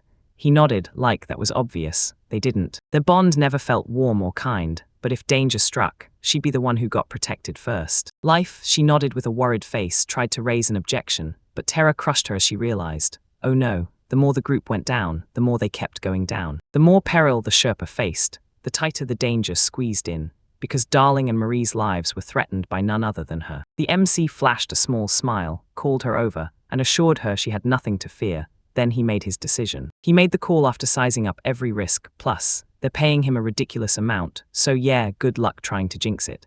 She reminded him they're close for real, not just adventurer and Sherpa on the side. He didn't even get the chance to finish. He snapped, "No, this is only my family's business," and refused, and she was shocked by He figured she'd been shoved off, like they were telling her, loud and clear, to step back and stop trying to take on responsibility. He grinned and admitted, straight up, that he's set on moving to a big city so Marie can finally go to school. He's laying low at school and slowly stacking his savings, because if he keeps adding to it, the reward they'll hand him for the next descent is going to be huge. If he doesn't back down, he'll face the exact pushback he needs. Then she'll finally breathe easy and live without a single worry. Yuika shot him a fierce look and swore that if money was the real problem. Then she suddenly clocked the look on his face. Aggression clanged in his head, and he was dead sure of one thing: they were definitely dating. Dating isn't a free pass to dump all the responsibility on your partner. He doesn't need arms, and he won't take a single one.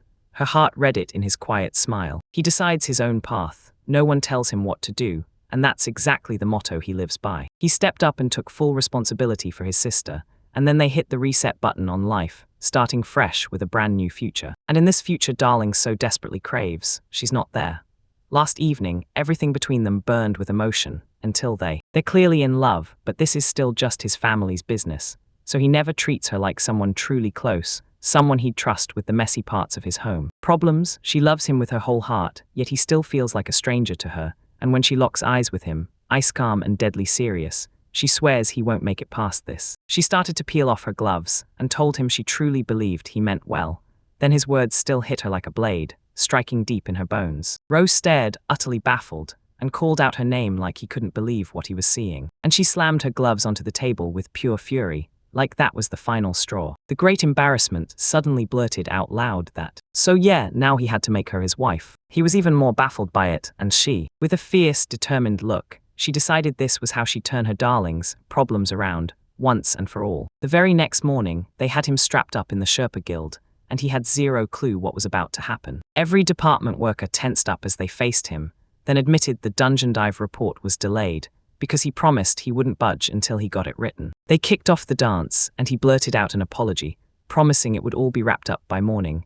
Then they yanked him out of the house so suddenly, he never even got a chance to make breakfast for Mari. Gunji tightened his muscles, blared that there's nothing to worry about, and pointed ahead, like he wanted everyone to see it. He jabbed his finger to the side and told him, "Look over here," and the Sherpa asked. He swept her up with a whole parade of dishes and begged her to eat, and one of them couldn't help but grin as she said, "Here, grab all the sweets and juice you want.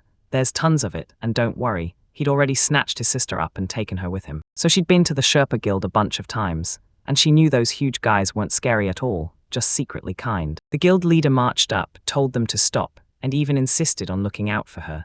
But Gima glared, snapped for everyone to cool off, or they'd soon start losing control. Fighting broke out, so she told the employee to shut the door, called him over, and insisted that these guidebooks held every single. He told me all about the Tyro's dungeons labyrinths, said they'd plug every missing spot on the maps. He nodded and promised he'd spill every single thing that went down in the dungeon, right around midday, dead center in the heart of the city, inside the temple of the goddess Galatica. Bari wore a huge smile, strode out of the building, and swore she'd just leveled up.